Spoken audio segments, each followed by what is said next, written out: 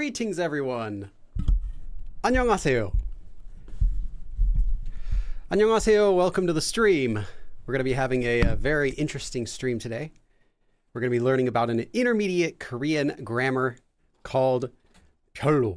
We're actually going to be learning about two grammar forms. We're going to be learning about really quick, we're going to be doing a beginner level form, puru, which is an adverb. And then right after, as soon as we get past that, we're going to go into our main lesson, which is going to be about an intermediate form, puru, which gets attached after nouns. So we've got both of those coming up for today. There aren't really any special prerequisites that you need to know for the lesson. Just make sure that you know how to conjugate, make sure that you're kind of ready for an intermediate level lesson. But if you're not, you can still stick around for the beginner part. So yeah, this lesson's pretty much for everyone. And although it's an intermediate level topic, it's possible to be advanced or semi-fluent in Korean and not know this. So this lesson is really for everyone, I'll say, from complete beginners all the way up until up to like fluent speakers, I would say. Sure. If you're fluent or say high intermediate or advanced level, you've definitely seen this form before, but you might not know how to use it yourself. Aniki, Flo, welcome. Oh, this thing. Oh, so this is not a moja. This is what's known as a kat. Now, kat is the this kind of thing. This is a kat.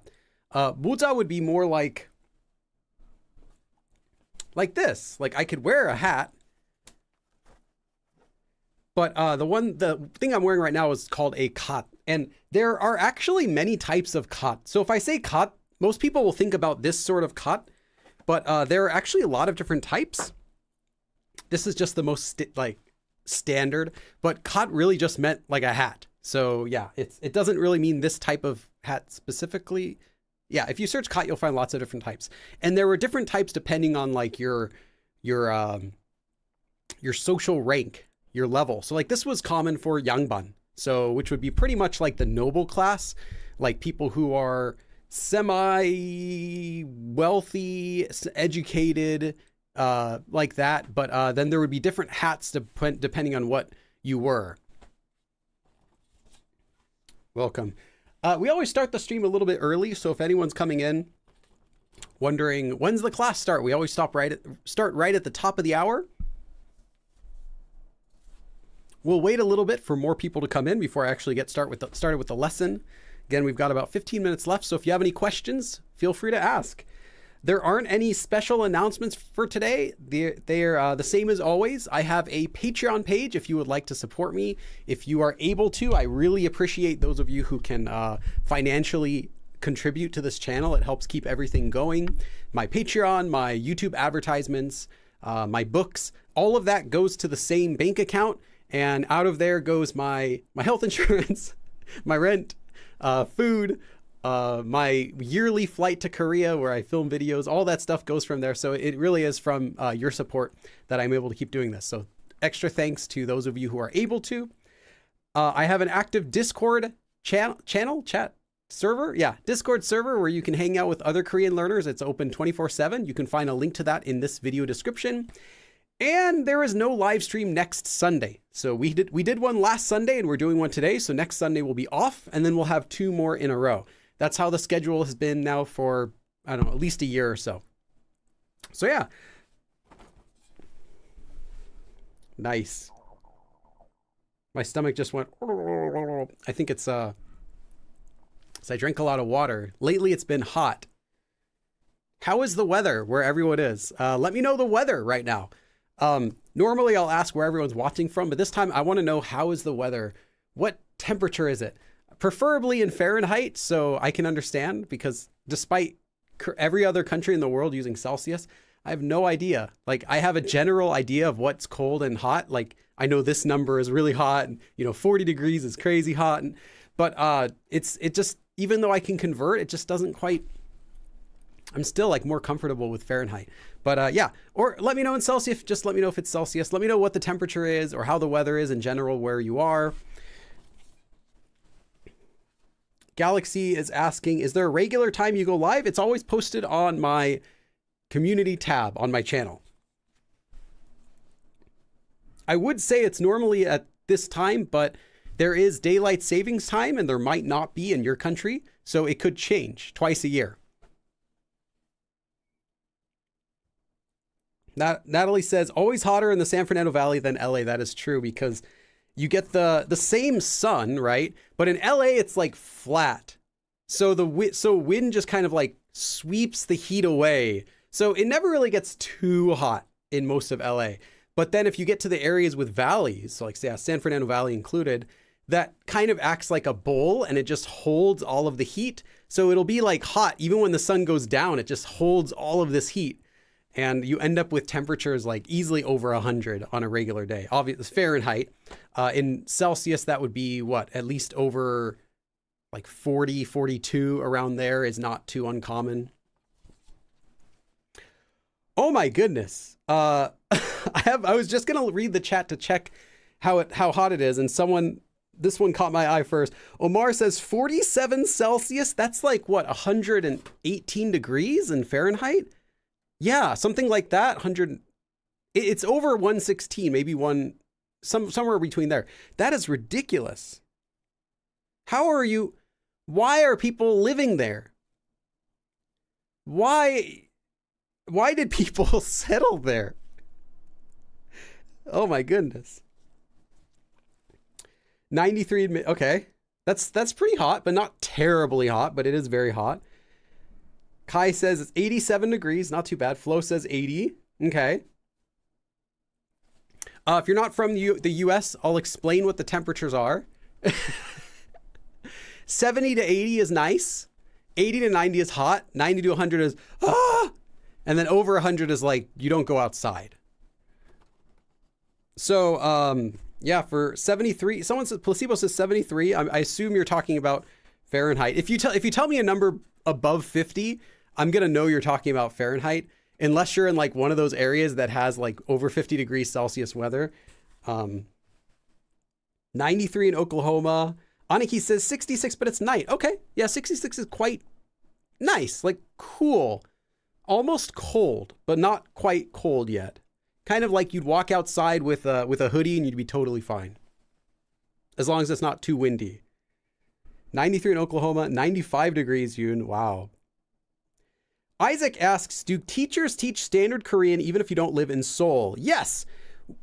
We are supposed to, and I don't mean there's a rule book or anything, but that's the Korean that you can use anywhere in Korea. That's the one that's taught in every book. But if your teacher happens to be a Korean from another part of Korea, it's possible they could have a dialect and not even realize it. I've encountered that before where a teacher was speaking in dialect and didn't know they were teaching dialect. And I'd also know other teachers who speak in dialect but explain that they use dialect when they speak.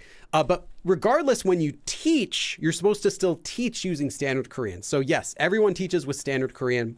Even if you're going to Gwangju, I'm assuming you're talking about the city Gwangju and not the area of Seoul, then you'll end up learning that dialect, but you're not going to be learning Korean from teachers with that dialect.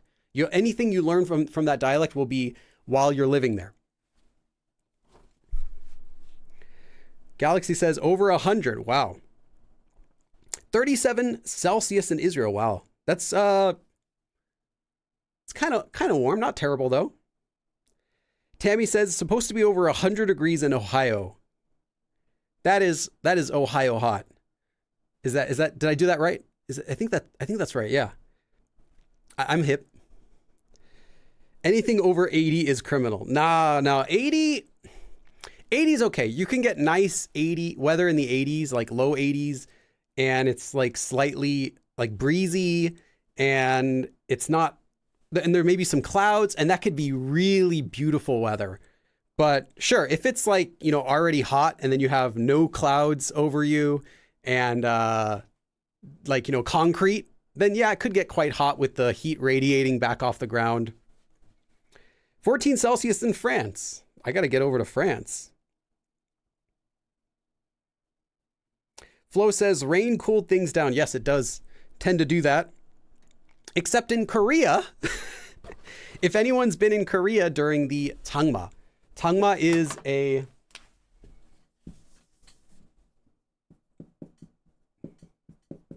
it's a rainy period in Korea, and it's different every year, but it's somewhere around June, July, around there. And it'll be a period where for like a few weeks, it's raining or rainy weather most days. Doesn't mean nonstop rain, but you could get nonstop rain, but typically it just means it's more rainy, more humid. During that time, it'll rain and it won't get cooler. It's just humid. So it'll be gross and humid, and then it starts raining a little bit, but it's still hot. So even after you like wipe off the rain from your face, you're sweaty again. It's just gross. Other times of the year though, yes, when it rains, it will significantly cool the weather for like several days to a week after the rain, especially if it rains a lot. Let's see. 92 in Nashville. 25 Celsius, 11 p.m. Okay. Keith says it's basically times 2 plus 32. Yeah, that's semi-accurate. I never do it by math. I just do it by having memorized some common, like, oh, this equals this, like that.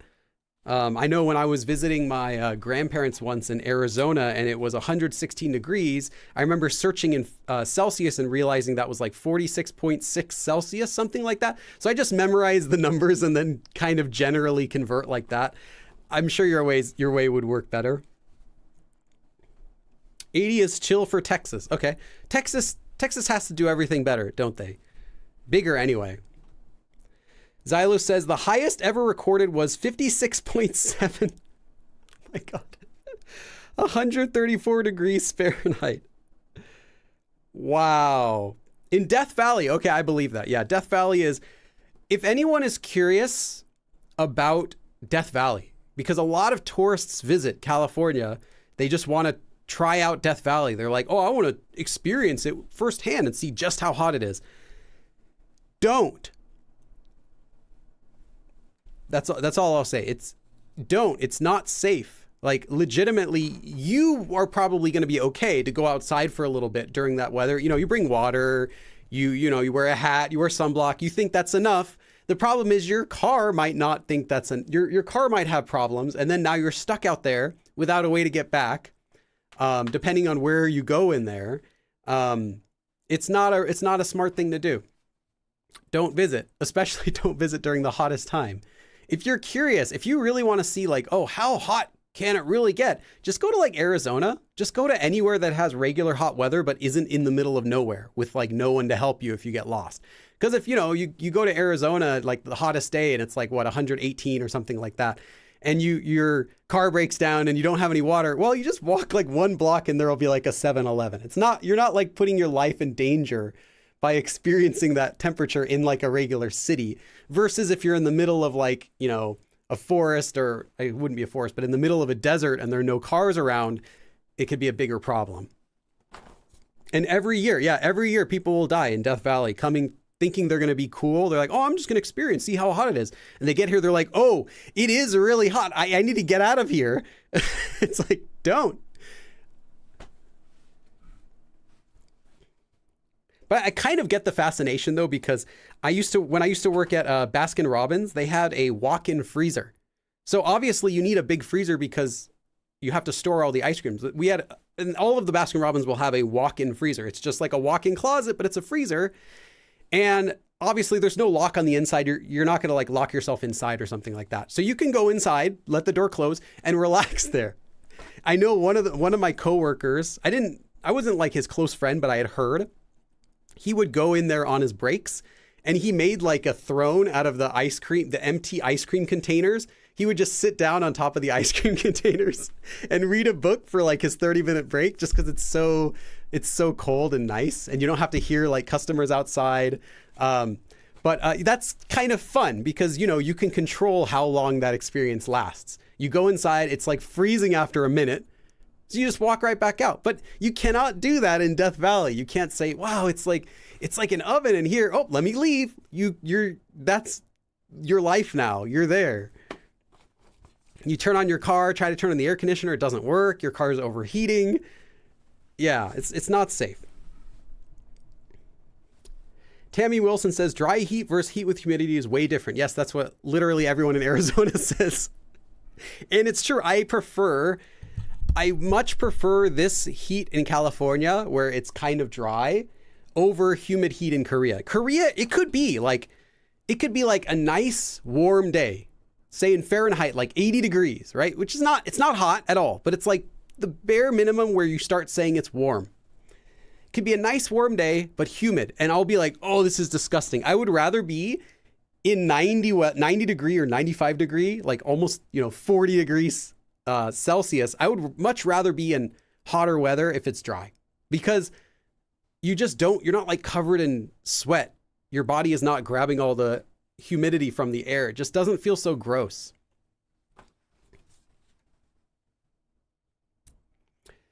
Kai says, I cried many times in the walk-in freezer when I was a server. I totally get it. Yeah.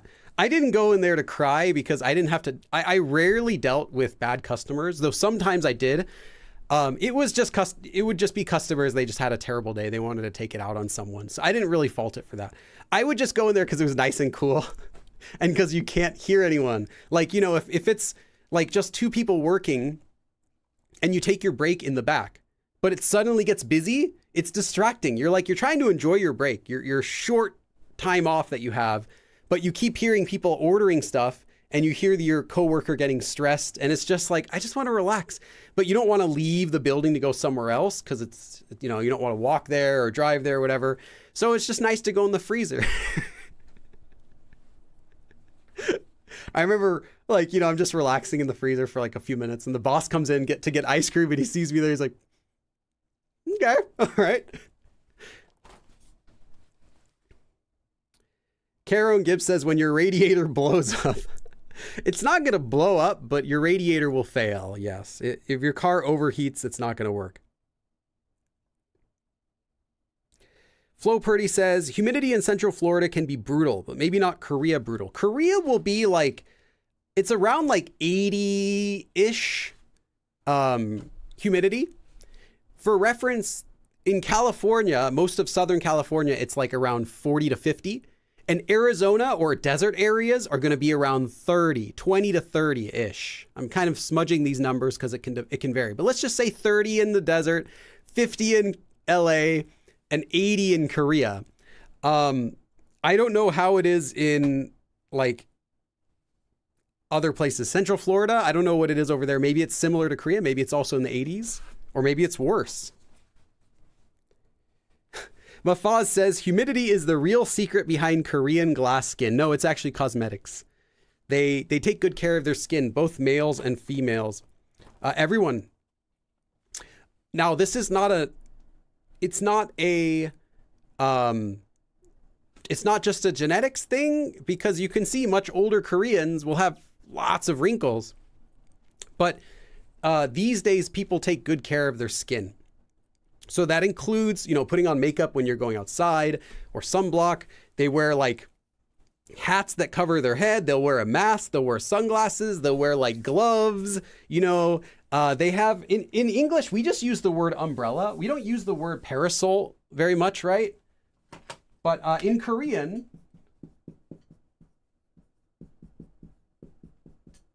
there are two words for umbrella that you should know. Usan. Usan, literally means rain. So this word means umbrella, but this is a rain umbrella specifically. And then the reason is there's a different one, yang. Yang is sun. Yangsan is a sun umbrella, or what you might call parasol, although I've never heard that word used once outside of the game Don't Starve Together, which is really fun. Yangsan would be a sun umbrella, and Koreans will carry these around when it's sunny to protect themselves from the sun. And then there's also uyangsan, which is umbrellas that work as both. But yeah, they take good care of their skin. They're aware what the skin does to the sun. They're aware, you know what I mean? The sun does to the skin. So you end up with people who have, they take good care of their skin, and then as they get older, you still age, obviously, but your skin is not going to be as, beaten up by the sun like, we do in the West Coast. Just walk outside with a t-shirt. Who cares? Go to the beach. Just wear, take off your shirt, just walk around in swim shorts, that's our philosophy in California. Go to the beach, do surfing, whatever. Yeah. Whereas if you go surfing in Korea, you'll find lots of people wearing full bodysuits, like diving suits. It looks like diving suits when they're at the beach. That's because, not just because they're planning on swimming, but because they don't want the sun to burn their skin. So it's just a normal thing. Okay, we should probably start the lesson now. We're past 2 o'clock. All right, everyone's here. We've got a fun lesson today. The first, we're going to be learning 2 words, puru, and they're each a little different. And the first one we're going to start with is the most common.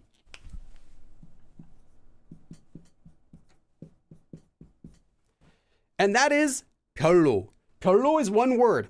It is always puru.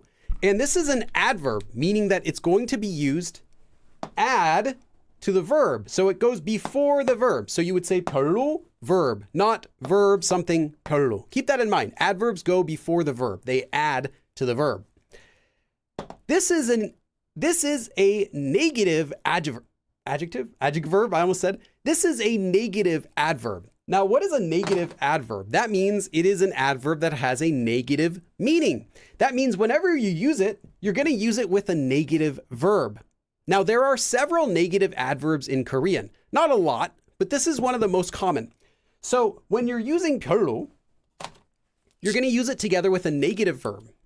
For example, oh, you're kidding me. This is the 3rd expo marker I've opened today. I opened a new one because the last one was dry and it was dry, so I threw it away. I opened a new one and it was dry, so I threw it away. And I opened up this one and it started working, so I kept it, but I think this one's almost... This one also, let's see, I am so tired of Expo markers. I'm going to switch brands. Expo, look out Expo, if you're watching, these markers are terrible. I don't want to buy them anymore because I keep buying them and out of the box I'll get 12 and like 4 of them will be dead before I even get to use them. So yeah. Okay, I'll throw that down. I'll just use black for a little bit.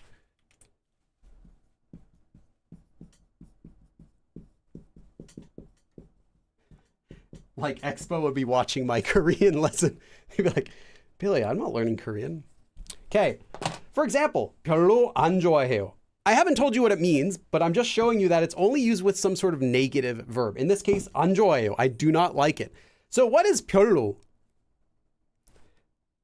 Day notes. Let me check that in a second. Okay, so what is 별로? Well, 별로 means...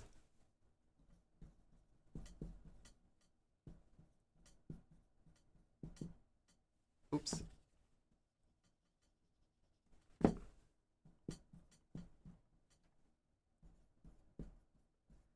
별로 means really or especially, but it's only used with negative verbs. So you can translate it as not really or not especially.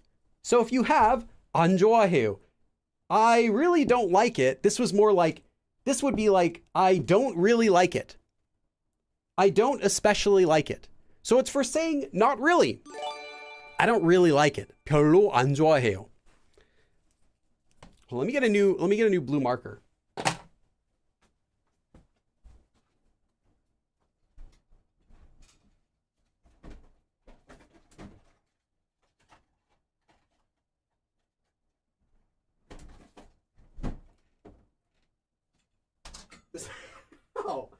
This hat is like bumping on everything in my closet. Let's see, does this one work?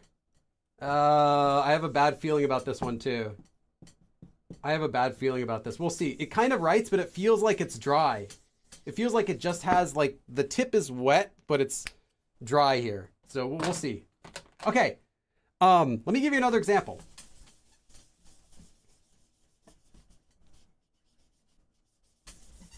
Oh, and then let me check. Day Notes gave RON 10. I don't know how much that is. Let me check.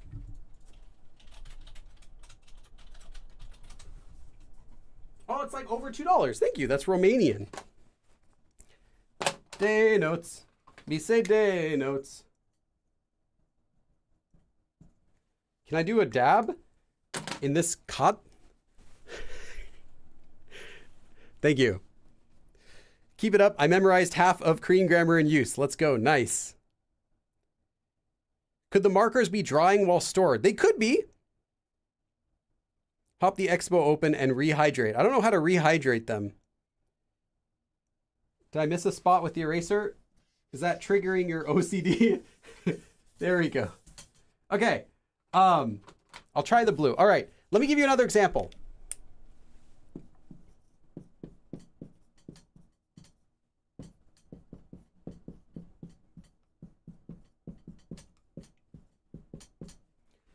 별로 재미없어요. Again, another negative verb. 재미없다, to not be fun or entertaining.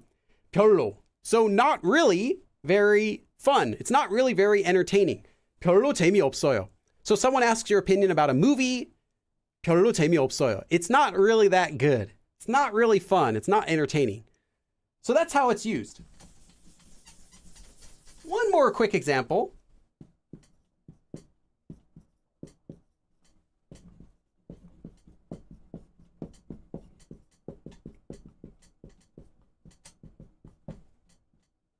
Okay, 별로, oops, 별로, I just did it again. Why do I keep touching it? 별로 비싸지 않아요. 비싸다 is to be expensive. So 비싸지 않아요. It's not expensive, especially. It's not especially expensive. So 별로 비싸지 않아요. It's not really expensive. If someone asks, is it expensive? And you want to say, not that it's cheap, but just, it's not really expensive. 별로 비싸지 않아요. It's not really that expensive. Okay. There's one more thing about 별로, this adverb.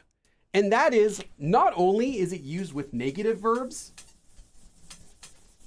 I'm going a bit fast on this part because this is, most of you already know this, so I'm trying to go ahead to the lesson. 별로 can also be used with a different verb, and that is just the regular to be, 이다. You know, like 입니다, 예요, like that. You can also use 별로 with this, so you can say 별로예요, for example. Literally, it is 별로. So what does that mean? Well, literally, it is not exceptional. It is not really, is what it means. This is a way to say that something is not really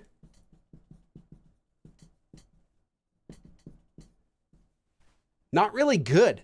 So if you just use 별로 with 이다, it implies 안 좋다, not good. So 별로예요. It's not really that good. It's not really good. It's not especially good. It's just so-so. Meh, 별로예요. It's not that great. That's what it implies. So if someone says, hey, did you watch the Morbius movie? That's so like 2 years ago or whatever. 별로였어요. It wasn't really good. I actually thought it was watchable. I didn't enjoy it, but I thought like, if I had paid money to see that at the theater, I wouldn't have been angry. I would have just thought, this is dumb. Whatever, you know. Okay, 별로예요. Yes.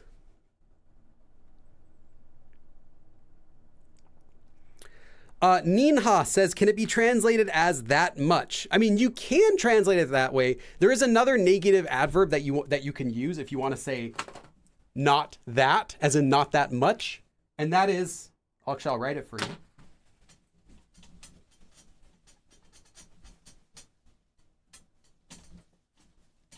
So there are a lot of negative adverbs. That's just one. I'll give this one really quick. It's not for the lesson today. I've actually already taught it before. 그다지. 그다지 often gets shortened to just 그닥. It's the same thing. 그닥 means not so much. And this is another negative adverb. So 그닥 좋지 않았어요. It wasn't that good. It's for when you want to emphasize like that much, as in what you're referring to. That amount that you're implying, it wasn't that, is what it means.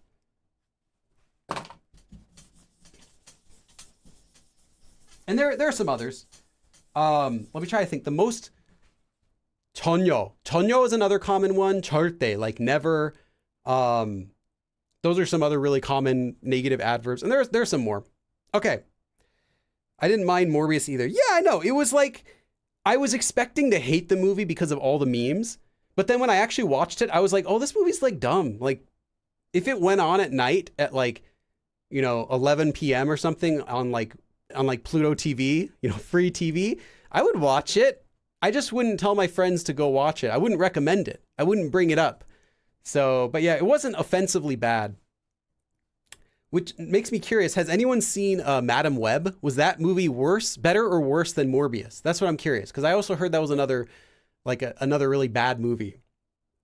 I usually don't go and watch bad movies though. Like, I have better uses for my time than to waste 2 hours doing something I'm not going to enjoy. But yeah, in that case, I just had to see it because it was such a meme. I'm like, I have to watch Morbius. It was on the airplane. It was free. I'm like, okay, I'll watch it. And yeah, it wasn't terrible. I wish they would make a sequel, except for the fact that they lost millions of dollars from the movie. I wish that they would make a sequel just because, like, you know, a bad movie deserves a sequel.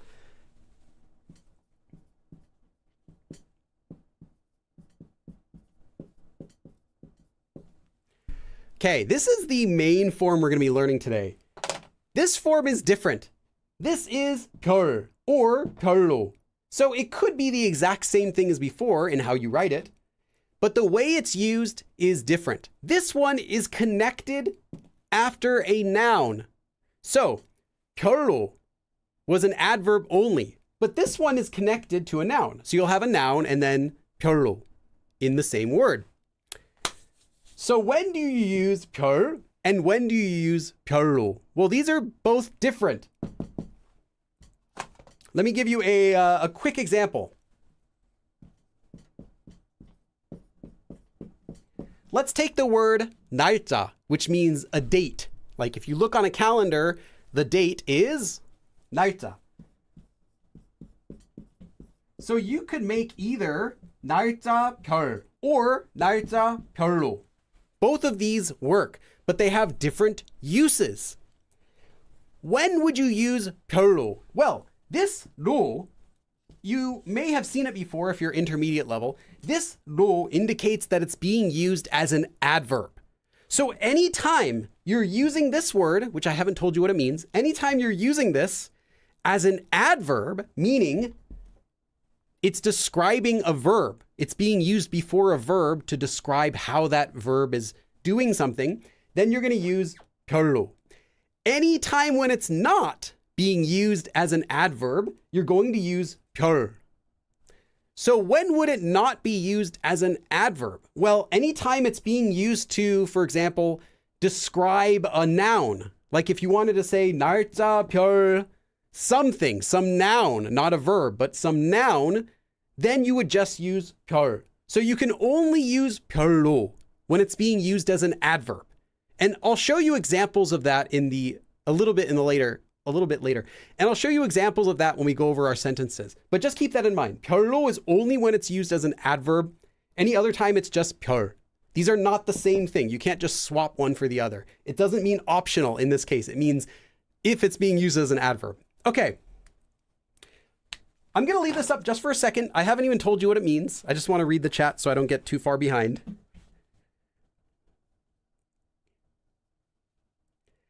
Kai says Madam Web was the worst. Oh, really? Is it worse than Morbius?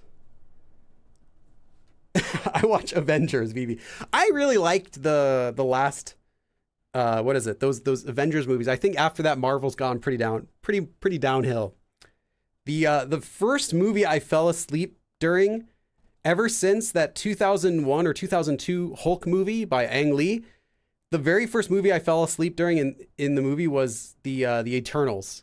And after I fell asleep during that movie, I'm like, oh, okay, Marvel's messed up. I should not be falling asleep during their like tentpole movie. Day notes. Hold on, I gotta convert again. We say day notes. Oh, that's a much bigger number. I think that's my goodness. 145 Romanian. That's like over $30. I'm just gonna put. Let's see. I'm just gonna add it onto here. That's like $32 or so. It says. Can I do 30 dabs in this cod? 1, 2, 3, 4. Oh wait, I need some music. 1, 2, 3, 4, 5, 6, 7, 8, 9, 10, 11, 12, 13, 14, 15, 16, 17, 18, 19, 20, 21, 16, 17, 18, 19, 20, 21, 32, 33. Can you imagine in like the old ancient Joseon like over to like 200 years ago. Go back and like, you know, everyone's like walking down the street like somberly and all serious and bowing and greeting each other. And then there's this one guy just like dabbing. Can you imagine? Daynote says, thank you for teaching us and keeping us motivated. I'll let you know if I get accepted to college. And oh, when are you going to find that out? And where did you apply? That would be the best.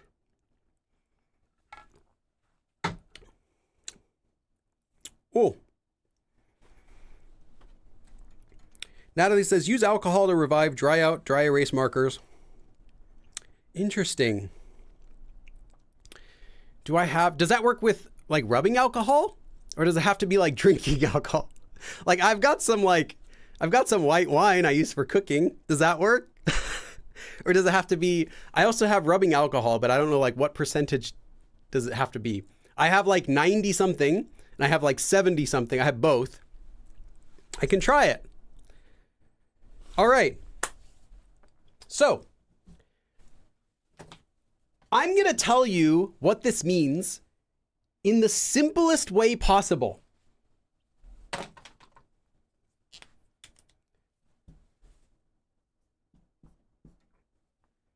Let's see. I have to look because I actually don't remember how this is written. Yeah, okay. 별. This word actually comes from 한자. In fact, this 별 here has the same origin as the adverb 별로 that we just did, but the usage is different. But this 별 comes from the 한자 별, which means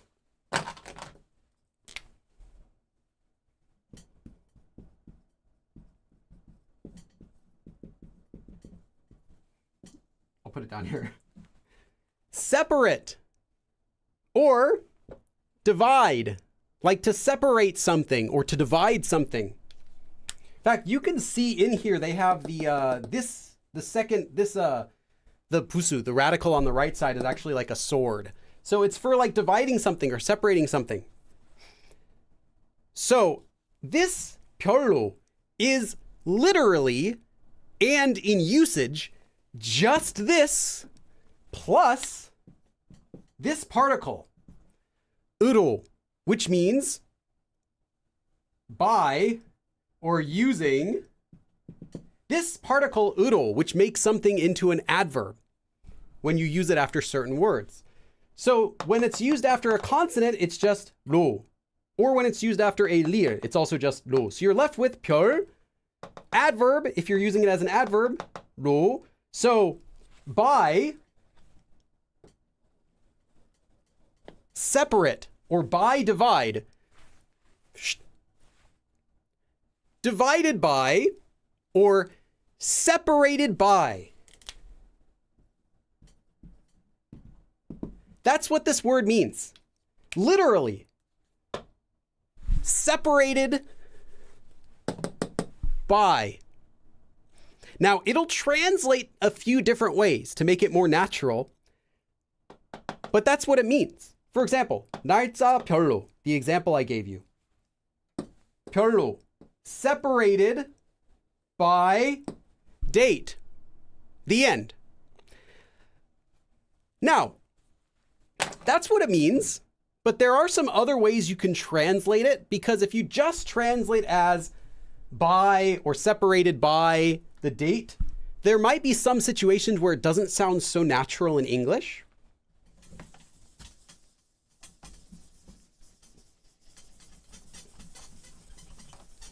So it's common that it also gets translated a few other ways.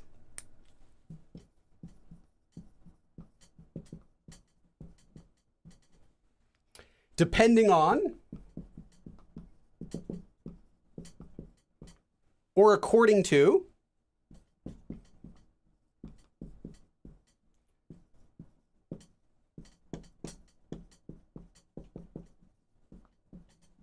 So these are some other ways you might translate it. Separated by or just by, like separated by the date or just by the date, like if you're organizing it by the date.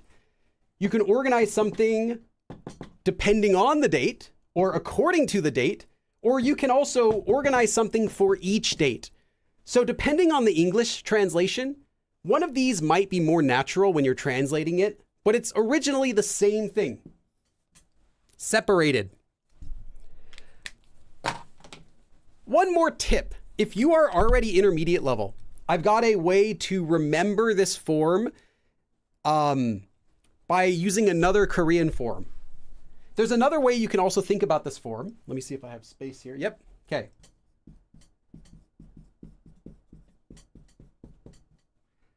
I've done a live stream about this before as well, but 따라서. So this is another grammar form in Korean. That means depending on or according to. Anytime you see 별로, you can swap it for this in your head and it'll still make sense. It'll also match. So that's just another tip to help you translate it if you're ever getting stuck on the translation.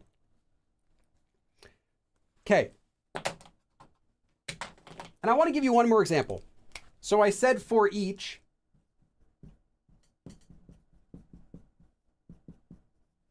날짜 별 could mean depending on the date or separated by the date, but you also might see it translated as maybe for each date. So for each date, something like that. Like I organize the photos separated by date, or I organize the photos by date, or depending on the date, or according to the date, or for each date, I organize the photos. However you want to translate it, some sentences, one of these will sound much better than the others. So write all 5 of them down. You'll definitely see all of these used. Now I have, let's see. One more thing I have to mention, and then we'll go into some sentences. I'm just going to leave this up for a second. 필리님 갓 너무 멋있어요. Thank you. Okay, isopropyl alcohol. All right. I already threw them away. The pens are already in the trash.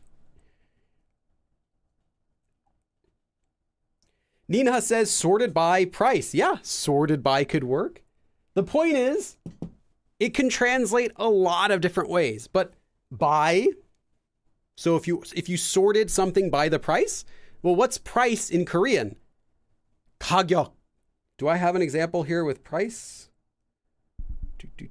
By price. I think in the worksheet there should be a by price example, but 가격 is price. So you can say 가격 별로 정리했어요. I organized them by price. Or 나눴어요. I divided them, I separated them by the price. You can do that too. 가격별. Yep. And then remember, if you're doing something by the price or by something, you would use 별로. And if you're saying it is a, let's see, it is a simply something that is by the price. So if you're putting it before a noun or not using it as an adverb, like how are you organizing them? And you just want to say the price, 가격별. You wouldn't use 가격별로 unless you're using an actual verb with there. Okay. All right.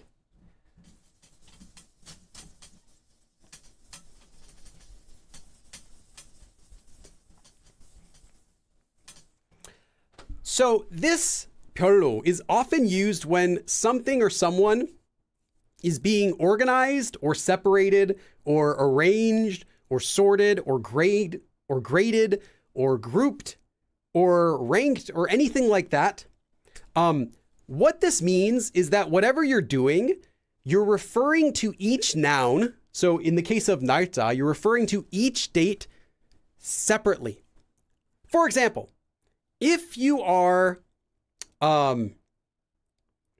doing something to a date and you use 날짜 by itself, it's referring to just the date. It could be multiple, it could be plural. You're just doing it as one group if you're doing something without 별로. Using 별로 means that you're referring to each of those nouns, however many there are, each of them separately. So by that, it's doing, by that you're doing something separated by or divided by or for each individual thing. You're doing something. So that's just what it means. You're referring to each noun separately whenever you're using 별로. So let me give you the first example. I think when you see these examples, it'll be pretty easy now.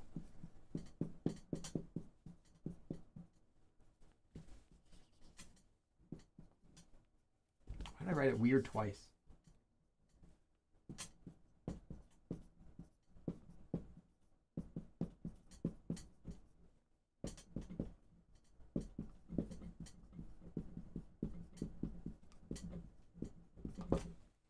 Is that even? Oh, that is hard to see. I'm gonna rewrite that. I can barely see it. Another one going in the trash. I am so tired of Expo. I have better luck though with the black ones. The black ones are usually not so bad.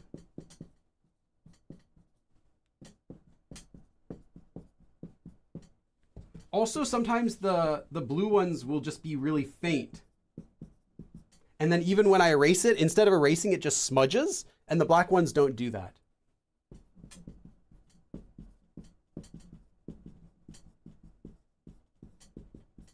Okay. 사진, a photo. 사진을 날짜 별로. So, 날짜, a date. 별, separate. So separated by date. Or just by date. 정리하다 is to organize. So 정리했어요. So I organize the photos by date. Or I organize the photos depending on or according to their dates. Again, 별 means that you're doing something to each of them individually. You're not just doing the dates as one thing. You're not organizing it according to all of the dates as one group. But according to individual dates. So you're doing it one at a time for each of the nouns in the group. But if that's complicated, just remember it's for each or by or separated by or anything like that. Any way you want to think about it. Okay, 사진을 날짜별로 정리했어요. So I organized the photos by date. Okay, I'm going to go on to the next one. Hopefully this is making sense so far. I'm going to write the next sentence and I'm going to leave it up for a minute so you can look at it longer.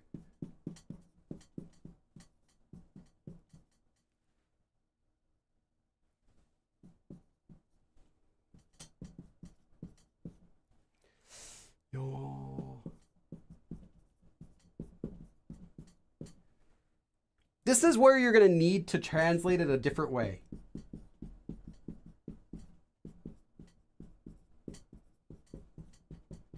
Okay. 나라, 별로. 나라 is country. So, 별로, separated by country. It won't sound too natural if you do it like that for this one. For each country. That sounds a little better for translating. But literally, it still means by country, or separated by country, or depending on the country, or according to the country. 영어 발음. So English pronunciation, 조금씩, a little bit, each, 달라요. A little bit different. So English pronunciation is a little different depending on the country, or for each country. I'm going to leave this up for a minute or so you can write it down.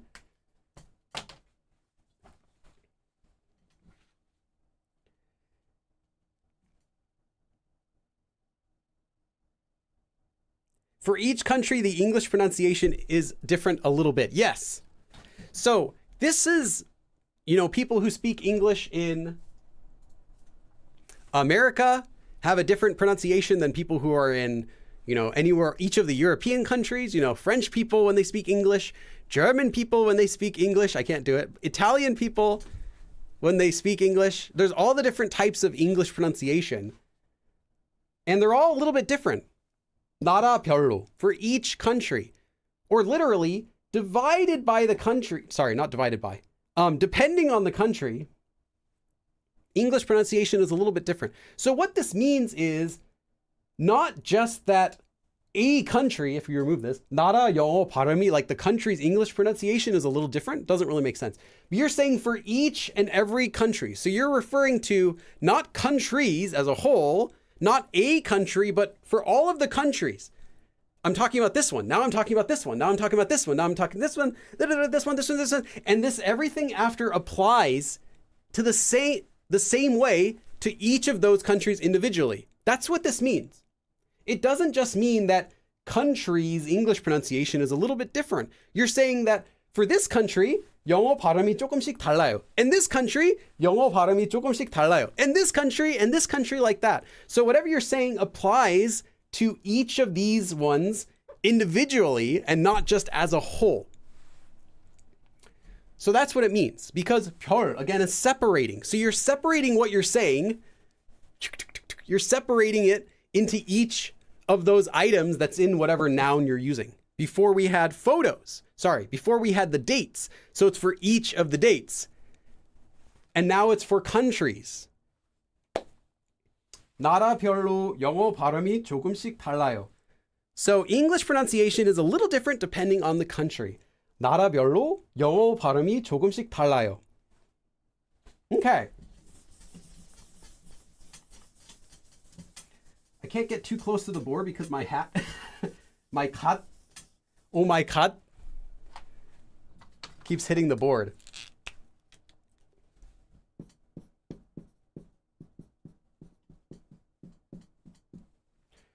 Oh, let's see.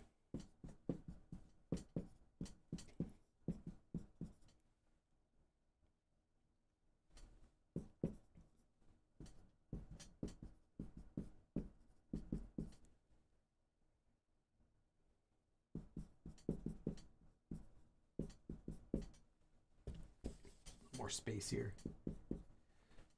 Little space over there. Okay. 추천해드릴게요.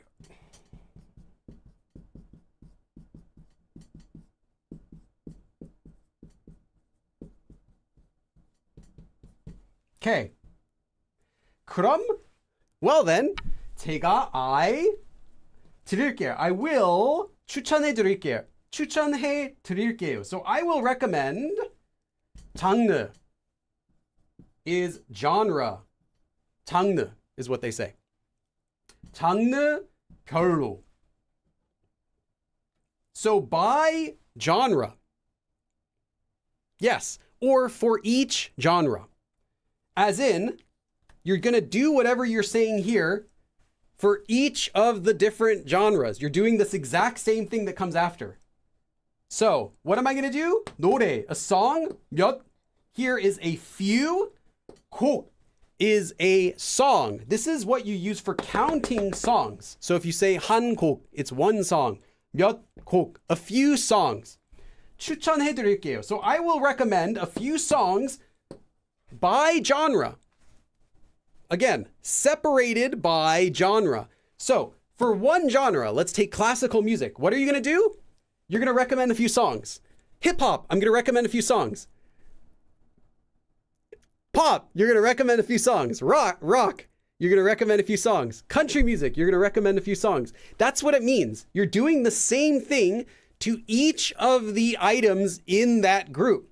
You're not simply recommending a few songs from like randomly out of every genre. It's for each of the genres. So if you don't use this, it doesn't mean that you're doing it for each genre. It would just mean you're picking out some random songs from anywhere. Maybe you're going to have 10 country songs and like one classical music, and then you're just going to send that. No, this means from each genre, you're going to do the same thing.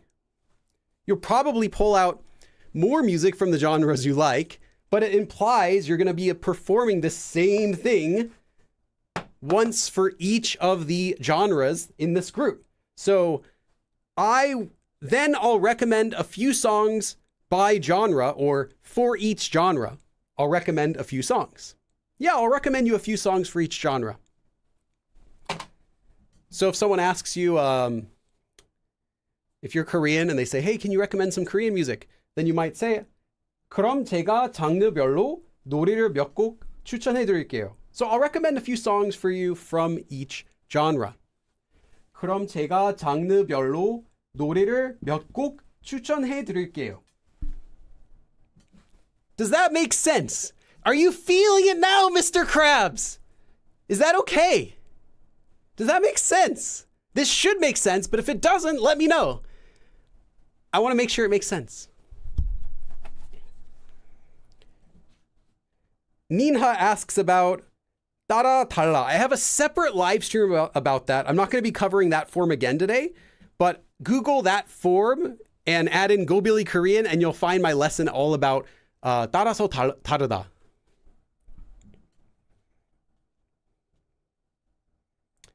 Yes, Mafaz. 한국 도시별로. So that means for this city, you are 식당 추천해주세요. You're recommending a restaurant for this 도시, this city. And then you're going to do it again for this city, and this city, and this city, and this city. For each Korean city is what it implies. 해리, 성별로. Yes. For each gender. Someone asks, who is Mr. Krabs? How do you not know Mr. Krabs?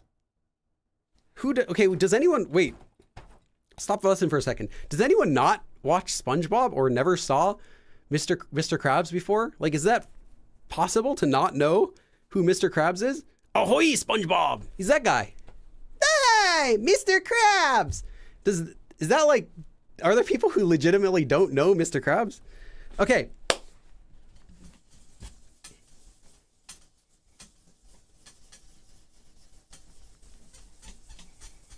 You're losing me money, Squidward. All right. Next sentence. 저는 요리할 때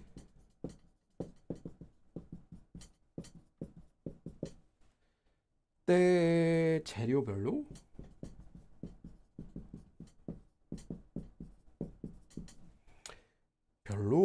다른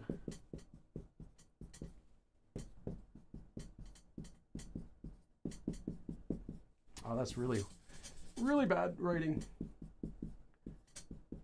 My English is not really much nicer than that, though, I'll say.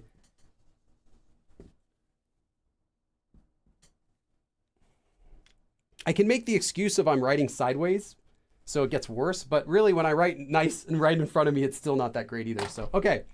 저는, so I, 요리할 때, so when I cook, 재료 is an ingredient.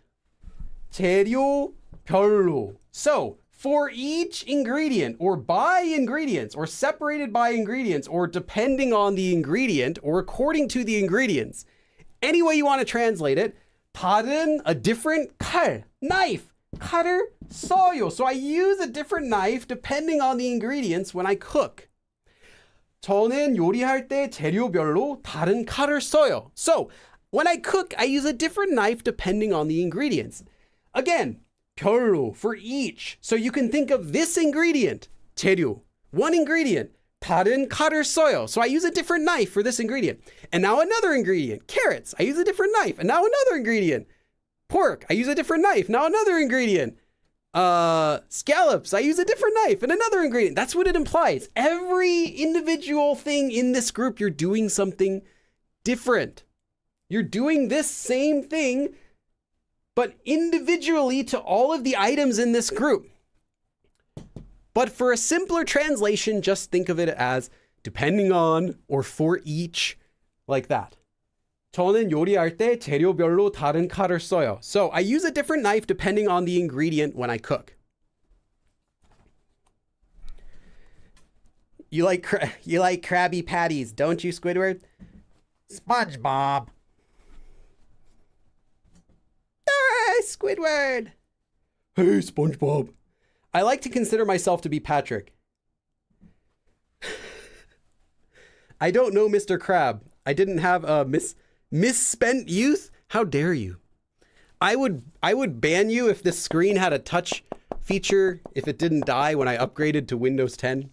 I would ban you right now. 다른 세 장 재료를 자를 때마다 다른 칼을 써요? You need a ginsu.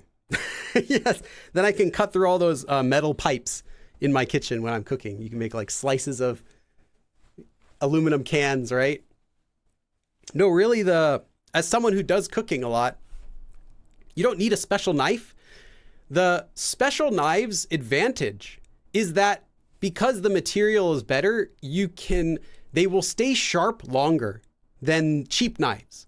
If you get a cheap knife, you can sharpen it really sharp. So it'll cut just like, infomercials show. You can get like a $1 knife from the dollar store and sharpen it to do exactly what they do in the infomercials. The problem is because it's cheap metal, it's just like pressed steel or whatever. After you use it a few times, it gets dull really quick. You accidentally hit it on the counter and it's like, you have to resharpen it to get that. The higher quality knives, they come sharpened, so it'll stay sharp longer. So even after you've used it, 100 times, use it for a whole day or multiple days, it's still going to be really sharp. And you still have to sharpen them eventually, but they take longer. They stay sharp longer. So that's the nice thing about a good quality knife. And I know that because I do not own a good quality knife. My knives are all like, I think the most expensive knife I have was like $15. I got it on Amazon like a decade ago. It's like a Victorinox knife. It's not that good. And I have to resharpen it a couple times a year. I have a whetstone and everything. I sharpen it. It works. It's just not that great. Someday I'll get a nice, like a Damascus steel, a real knife. But for right now, it works. Okay. 요리할 때, so when I do cooking, 재료별로. So according to the ingredient or depending on the ingredient or for each ingredient, I use a different knife.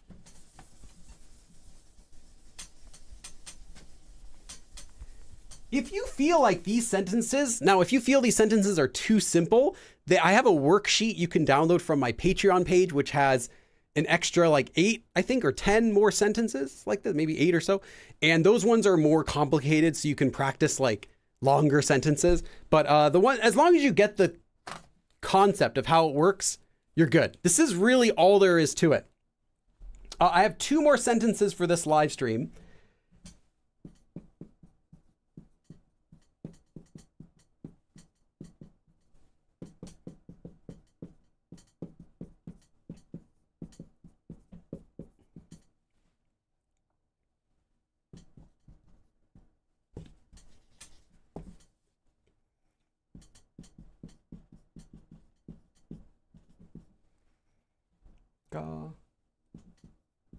보기 좋네요.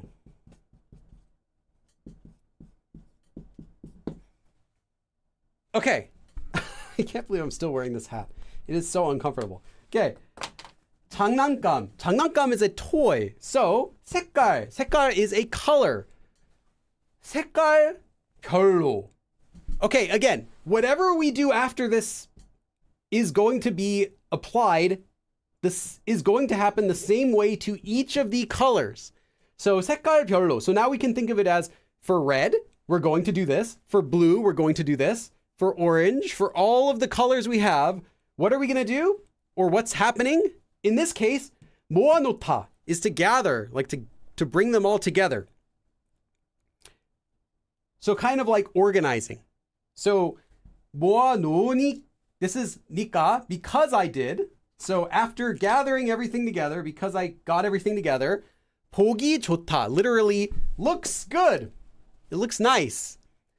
So it looks good or it looks nice when I organized all of my toys by, hold on, I have a little typo here.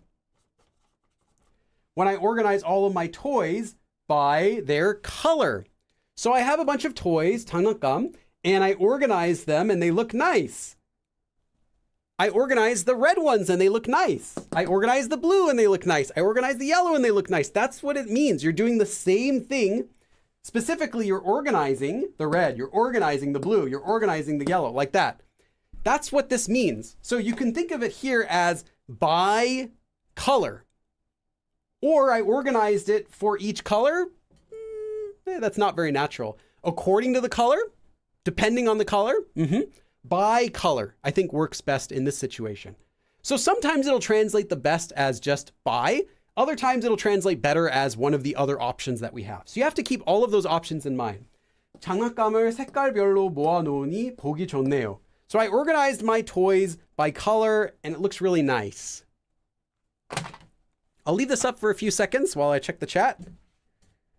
You should save up for a good knife. I know, and I have one on my Amazon wish list that's it's $150 or $160 that I've had in my wish list now for like over a decade. I think since when I first got married or something, I probably put it in my Amazon wish list. But it's like, it's a really expensive gift. So I don't want to buy it for myself because I usually don't buy expensive things for myself unless it's for my this YouTube channel where I don't really care. I'll spend thousands of dollars to do like green screen and lights and all that. But when it's like a toy or something else for myself, I'm always like hesitant to spend money. But yeah, someday I will. Someday I'll get it for a gift, but it's just a little bit expensive to just buy it for cooking for fun. When I already have a whetstone, I know how to use it. I can just sharpen my cheap blade over and over again, and it still works. Yeah. Okay. What's the story of the hat? Well, the story of the hat is I said to my wife, this time in Korea, I want a cut. And she's like, okay. And that's pretty much the story. That's the long version of the story.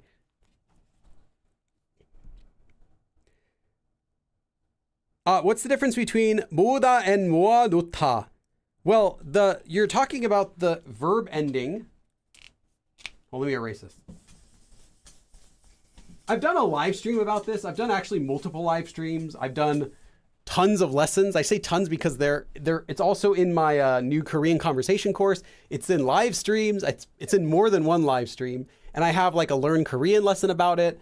It's just the verb ending 놓다, which is when you do something and leave it there. So it's often used to do something in preparation, like you're doing something and then getting it done, taking care of something.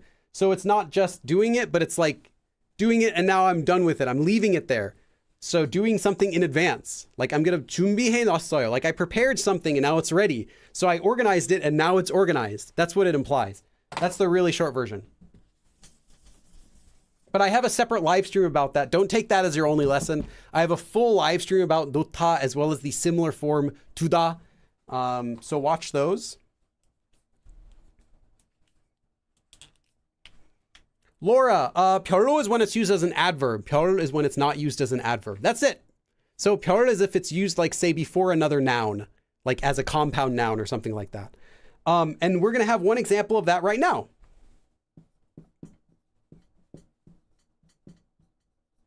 So here we're gonna use 별 and not 별로. Most of the time when you see this form used, it's as 별로 because it's used like you're doing something to each item, to each noun individually.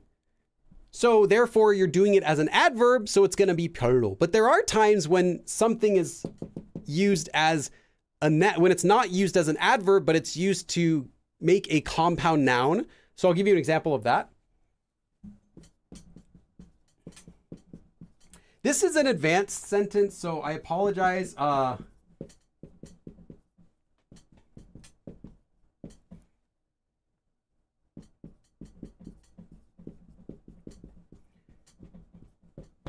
You'll see it used as 별 when it's used before another noun, such as when you're making a compound noun. A compound noun is just a noun that's made up of more than one noun, and it's treated like it's one noun. So in this case, we have a very long compound noun.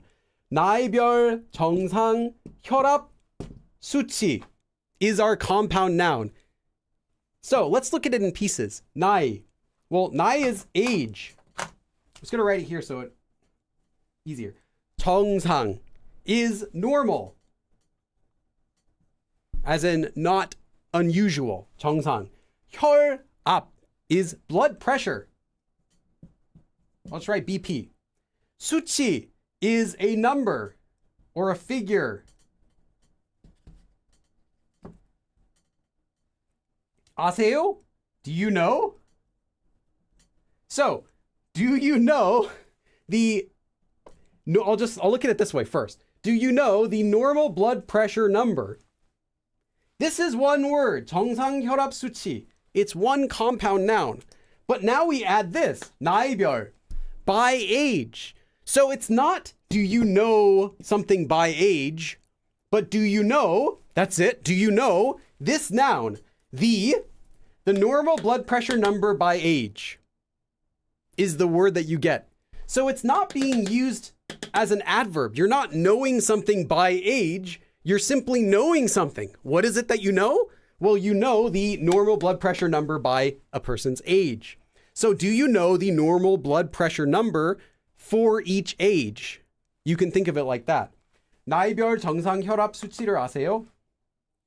And this is more of an advanced sentence because of the advanced vocabulary, but that's the only situation where you're going to see, this is really the situation, let me say this again. This is the kind of situation where you're going to see 별 used instead of 별로, is when it's used before another noun to make a compound noun. Whether it's like just two words or it's long like this. Most of the time though, when you're doing something by a noun, you're going to see it used as 별로 with a verb. But in this case, you're not asking, do you know by the age what the normal blood pressure number is? Not like you're knowing by the age. You're not going to know the age and now you know this age and you know this age. You're simply knowing one thing, right? You're not knowing differently depending on the age. You're simply knowing one thing, which is itself dependent on the age. So that's the difference. I know it's a little bit tricky to distinguish that.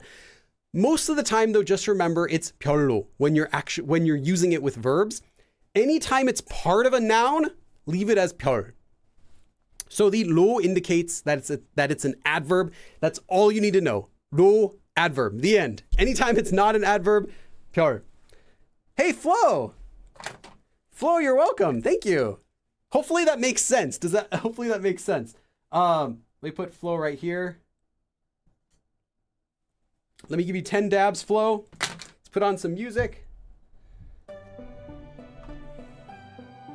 Let's do a traditional dab. 하나, 둘, 셋, 넷, 다섯, 여섯, 일곱, 여덟, 아홉, 열.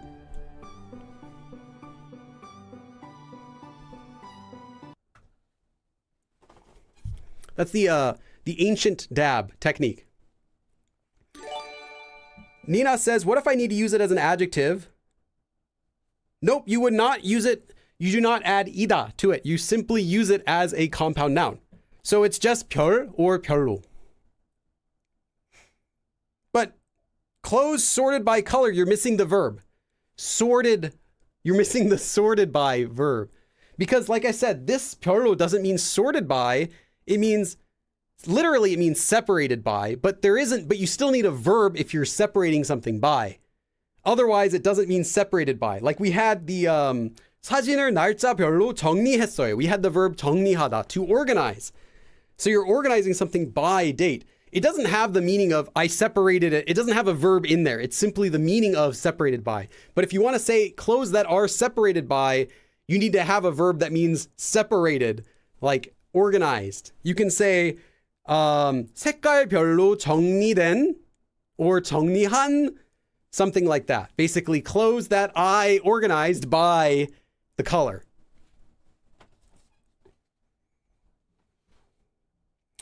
Is 수치 just a formal 숫자? Well, yes, but 숫자 is simply one number, whereas 수치 is more of a general, like any sort of figure. It's more of a broad term for any amount, any number. Whereas 숫자 is like specifically like used for like 1, 2, 3, like that's a 숫자. I wouldn't necessarily say formal. Official sounding. Yeah, I would say official sounding, but I wouldn't necessarily say formal because neither of them is formal or informal. There's another one, 수. You can also hear 수 sometimes for a number. Cypher, Cypher, you missed the beginning of the live stream. I taught about that. That's a different one. That was taught in the beginning of this live stream, but don't worry, this live stream will also go up on my channel after it's over. Okay. Did this happen? Did I finish my lesson? And it's not even 3 o'clock yet? This is all you need to know about 별로, 별, and 별로. That's the lesson. Let me take a quick screenshot. Let me take a quick thumbnail.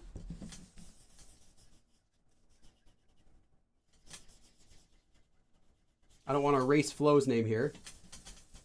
I'm going to take a quick thumbnail.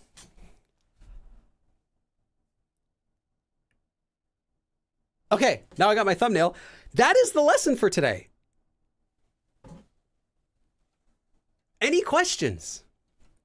I'm gonna do like a short Q&A. So ask any questions you have, either about the lesson or any other lesson, anything you want to watch, and we'll hang out here for just a bit and talk, see how it goes. Yeah, but if you survived this lesson, you have learned a very advanced level intermediate form. I'll say that. It's intermediate, but you really don't need it until you're advanced. So it's easy to use, but you're going to need to be like fluent before you actually get to use it a lot. But I guarantee you're going to see this. It's really commonly used, especially in writing. Yeah.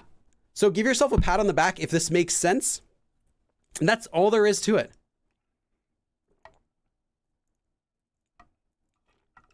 Oh, that is sour. Okay. Questions.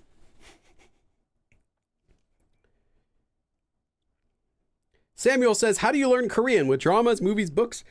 By spending a lot of time exposed to it, a lot of time practicing it, and a good amount of time learning, like memorizing words and grammar and stuff like that.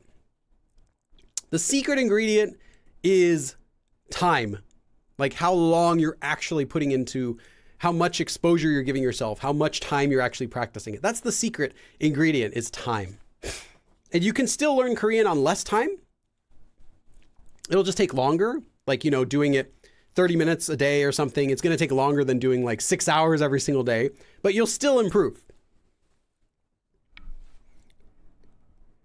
Nina says, if I want to say laws differ by country, 나라 별로 is when, again, in adverb. So you're doing something by the country. So you can say 나라 별로.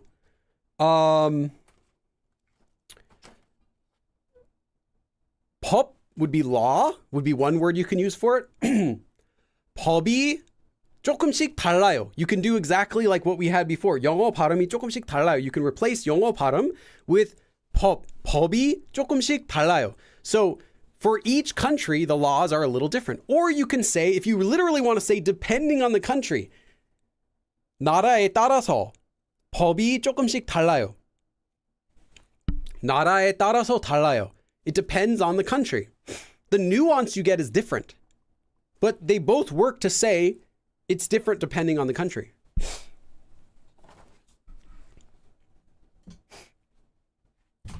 Laura asks, Samuel's asking how you yourself learn. I do the exact same thing. I do the exact same thing that you do, but the percentage of time I spend doing each thing is different. I don't spend time going on the internet and reading grammar lessons anymore because I already know all of the common grammar. The grammar lessons I read would be like I have a book of like literal, like academic grammar, or that's one of my books. Actually, this is probably my favorite book, but I have another thick book here. This one's cool. It's literally a dictionary of verbs, and it gives examples for using all of them. And it's like kind of like what Naver has already, but I think it's more succinct because it doesn't give like extra fluff. It's just the verbs.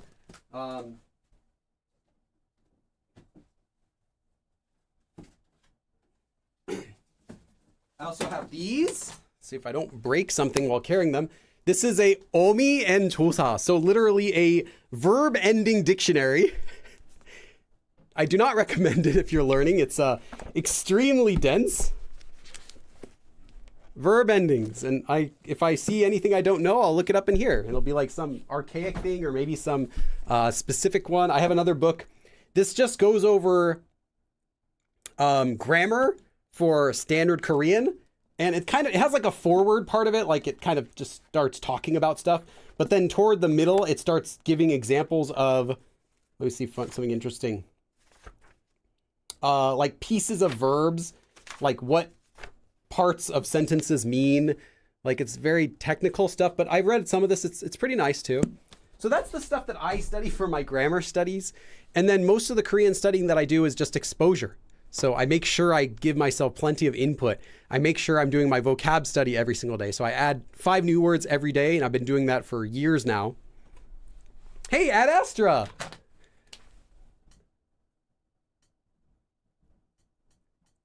Thank you so much. Let me do 10 traditional dabs.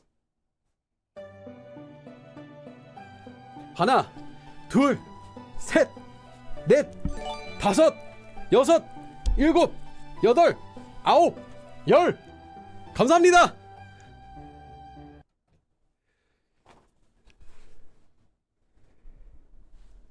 Let's see. Oh, okay. And then Laura asked a question. Not related, but I don't get the difference between 좋아요 and 좋아해요. Oh, I misread your number, Ad Astra. I'm sorry. I saw the 1, and I thought it's going to be 10.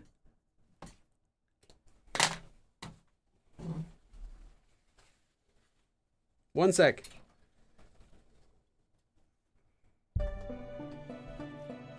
열하나, 열둘, 열셋, 열넷, 열다섯, 열여섯, 열일곱, 열여덟, 열아홉, 스물. That's like getting 2 donations. I feel like I just got 2 donations by realizing it was the wrong amount. Thank you. Okay, now back to the question I was going to do. Laura asks, 좋아요 and 좋아해요. Very different. 좋아요 comes from the verb 좋다. 좋아해요 comes from the verb 좋아하다. And yes, they are related to each other. I've done a lesson about how they're related to each other, actually. It's, but not for today.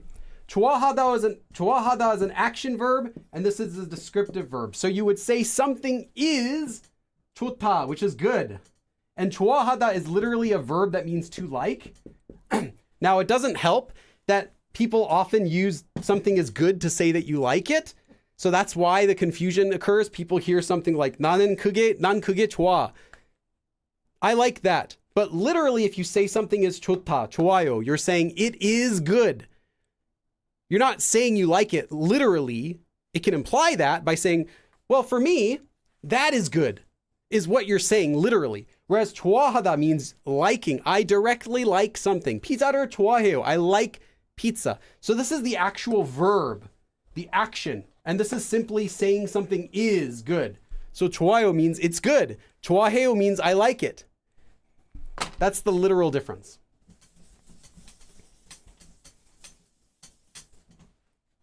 Hey, Kai! You're gonna get...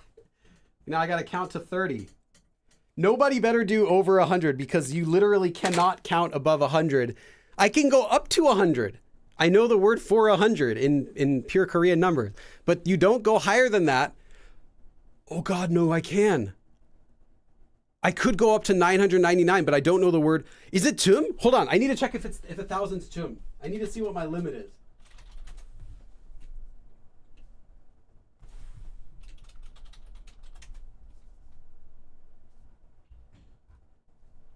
Hold on. 열, 온, tum. I need to see what it is. 숫자.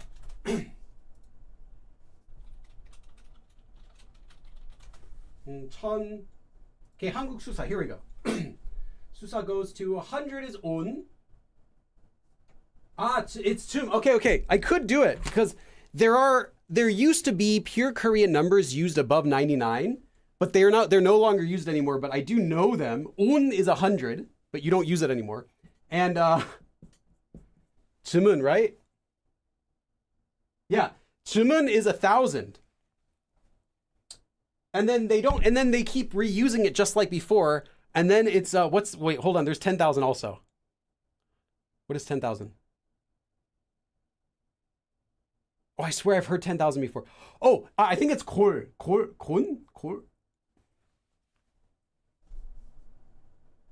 Yeah. Okay, 콜, right, that's right. 콜 is what we would call man now, and this is 천 and pek. So these were the like pure Korean equivalents. Okay, I'm not going to go that high, but please do not do that today. I would die counting in pure Korean numbers above. Actually, really above like 20. It's just a pain how long it is. Okay, here we go. For Kai, 하나, 둘, 셋, 넷, 다섯, 여섯, 일곱, 여덟, 아홉, 열, 열하나, 열둘, 열셋, 열넷, 열다섯, 열여섯, 열일곱, 열여덟, 열아홉, 스물, 스물하나, 스물넷, oh no, I skipped one. 스물둘, 스물셋, 스물넷, 스물다섯, 스물여섯, 스물일곱, 스물여덟, 스물아홉, 서른, 마흔, 쉰, 예순, 일흔, 여든, 아흔, 온.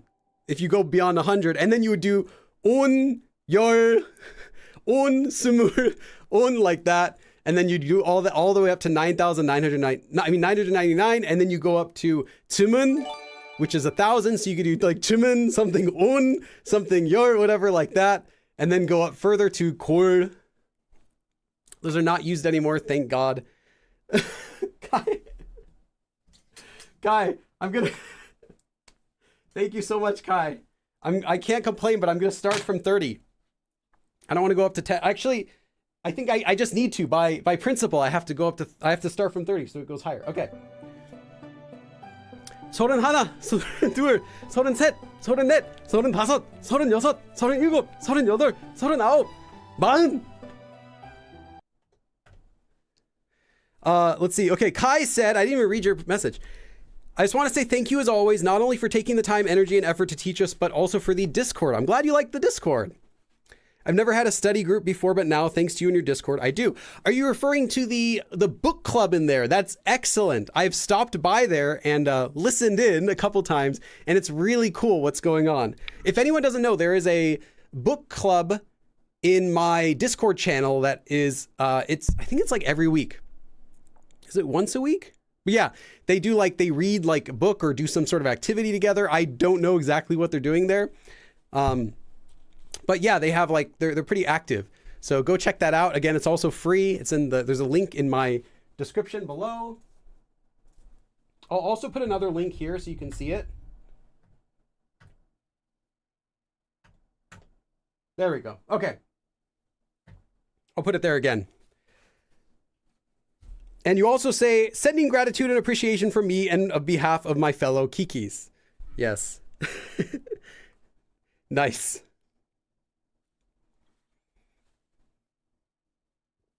Was there an ok in pure Korean? That's a good question. Let me check. Yes. Yes, there is. I've never heard this once in my life. I have heard 쯤은 and 골 because I saw someone make a post about it before. But there is a ok, and it is 잘? Yeah, 잘. And there is more as well. 울. Beyond that, the next set, which normally in Korean would be 조. Beyond that would ok, and then after that 조. And there's a lot. It keeps going on and on. But yeah, after that is 울. So I suppose if someone were to donate to me more than the entire GDP of South Korea, I could potentially count up to like this number. Go ahead. And then beyond there, there's nothing I can see in this. Here's like a Naver blog post about it. Although the regular Korean numbers do go higher. You get ok, jo, kyung, hae. Those are the four common ones that you should know. But then they do go up. Let's see. 타양, 구자, 정제, 극. And then I made a video like talking about some of the other ones, but they're literally never used. It would be like science class, you might see these, but then you'll always see it next to the number written anyway, so it's useless to know. But yeah. Literally never used. You don't use pure Korean numbers beyond 99 ever. Ever. Like not even sometimes, but never. You will not even see them. Like even if you read like older materials from like decades ago, you're not going to see them. They're just not ever used. And then nowadays, except for someone's age, which people do still use pure Korean numbers all the way up to 99, you'll still see people using like the higher numbers in pure Korean. Besides someone's age, pure Korean numbers are not used beyond 30, 40, or 50, depending on who you talk to. The older a person is, they'll say like, oh, once I get up to 50, I stop. Or once I get up to, and for younger people, they might stop at like 30 or 40. personally, I stop after 30, but I've met younger people who stop at 20. Like they'll go, 19, 20, like that. So you don't really need to worry so much about it. Billy is getting close to that knife money. Let's see, where am I at? Oh my goodness, you're right. I am not too far from knife money territory.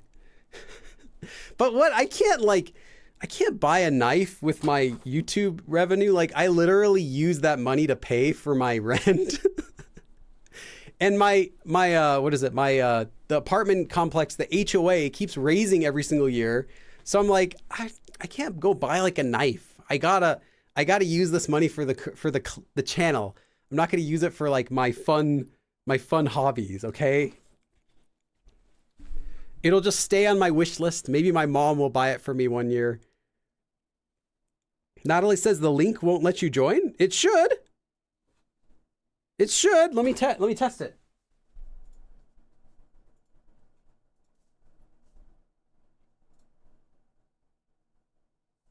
Yeah, it works.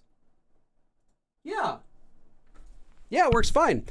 Kai's asking about my Anki deck. I update that whenever I feel I've made a significant dent in the organizing it once a year, and I updated it last year. I'm planning on updating it again sometime in a few months.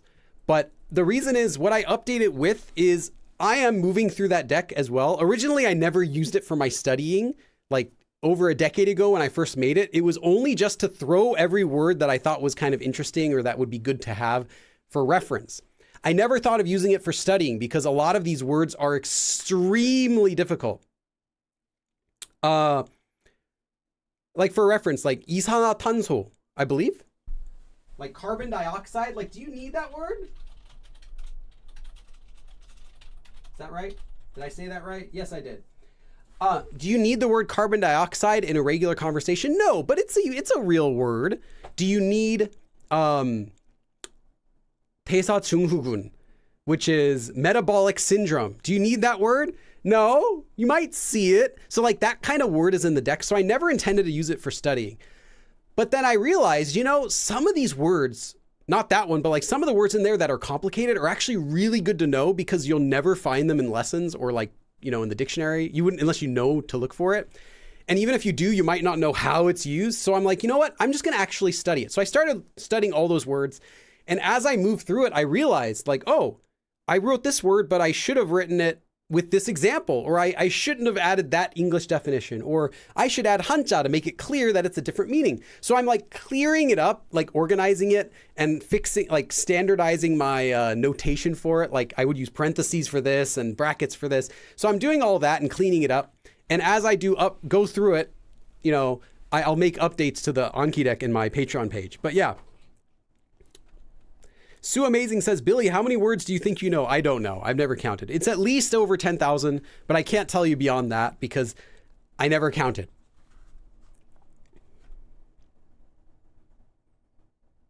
Natalie says, unable to accept invite? That's weird. I just checked. Yeah, I just checked. Try it on a different computer. Try it in a different browser. Or maybe you're already in the server.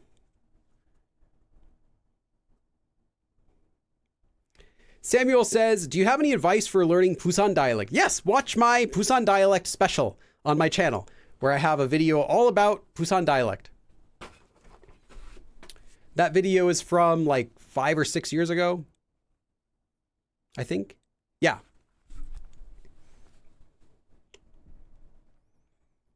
Mike says, the only way I've seen to count words is Ling Q. Yeah, how do you really count a word? Do you count the individual word with hada attached or without hada? If it's one of those hanja words, which a lot, 60% are, do you count a specific usage of a word that has a different meaning? It's this word conjugated, but now it has a different usage. For example, 엎질러지다 is to be having been spilled over. But then do you use it as 엎질러진 물, which is literally spilled water, which is how you would say spilled milk. So do you count those as the same word? But you need to learn it separately as an expression. So is that a new word, even though it's the same thing? It's how do you classify that? And then expressions, are expressions individual words. And what about variations of an expression? Is that a different word or is that the same thing? Like there are 3 different ways I know of to say that you can have your cake and eat it too. But are those all separate? I guess they are, but it's like they're all the same thing.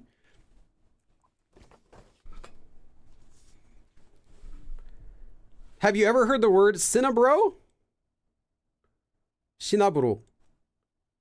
It sounds familiar, but I don't think it doesn't come to mind. Let me check. Do I know this word? 모르는 사이에 조금씩. Yeah, I've seen it before. No, I don't really know it. Just means little by little. I've seen it, never used it. What does neighbor say about it? Does it even have a star? There's no star by it. It's not a very common word, but yeah, it just means little by little. And there are still lots of words I don't know simply because I can't possibly immerse myself in enough Korean to get exposed to every common word. Like a Korean would definitely know this word. I just haven't encountered it enough times for it to, like, for me to want to look it up. Like if I hear a sentence and I totally understand what they say, I'm not going to go in and Google if like I missed actually one word because I totally understood the sentence. So it could be one of those things where I heard someone say it, I got what they meant, and I was like, okay. But if you say, what's the word? I'm like, well, I don't know. I've never looked it up before. Certified Stay asks, oh wait, LR Tidell Cringe asks, the day after yesterday? What do you mean, the day after yesterday? You mean the day before yesterday? The day after yesterday is today. You say you wore a hanbok in an event, and they all said, oh, it looks great on you. But then I saw myself in a mirror and I felt fooled. What do you mean? They probably thought it looked great on you. Is this a question? Simon says they rank words based on usage in the topic. Yes, they have 1 to 3 stars that they rank words with. Most words though, like if it doesn't have a star, that doesn't mean it's not common. It just means it's not one of the more common words. It doesn't necessarily mean it's not used. Certified Stay asks, oh, Aniki says, that's a word a Korean told me for fun. Okay. Yeah, it's, like I said, I'm sure I've heard it before. It doesn't seem unfamiliar when I see it in that context, but I can't recall when I heard it, and I've never said it before, except right now when I'm saying it to you. But if someone makes a sentence with that, you can totally get it. So would you really need to look it up? If you understood everything except that one word, you can guess it means little bit. Yeah, I think it means a little bit. Yeah, you'd get it. Like you can just kind of spitball it. Certified Stay asks, how long on average does it take for a 14-year-old to learn Korean fluently? There is no such thing. How long does it take? I made a video about that. One of my earliest Glass with Billy episodes was how long does it take to learn Korean? There is no answer to that. It doesn't matter how many years. It's all about how much time you're studying Korean. So someone learning Korean 4 hours a day could learn Korean faster than someone who's studying it for like 10 minutes a day, right? So you can't say, oh, it's 1 year, because that 1 year could be totally different. One person might be studying all day, every single day, and they don't take any breaks. And the other one's only doing it Monday through Friday in a Korean class. One of them could have already learned other languages before. So they have experience to know like what grammar forms they should focus on. And they know like what they have to do, like how to study. They're good at taking notes. They can learn faster because of that. There is nothing like that. So you can't compare yourself to someone else. If I said it takes 8 months of doing intense studying, like 3 to 5 hours a day to learn Korean to a conversational level, and then you try that and you fail, it doesn't mean that you're not smart or that the other person is smart. It just means you didn't do what they did. So yeah, there isn't an answer to that.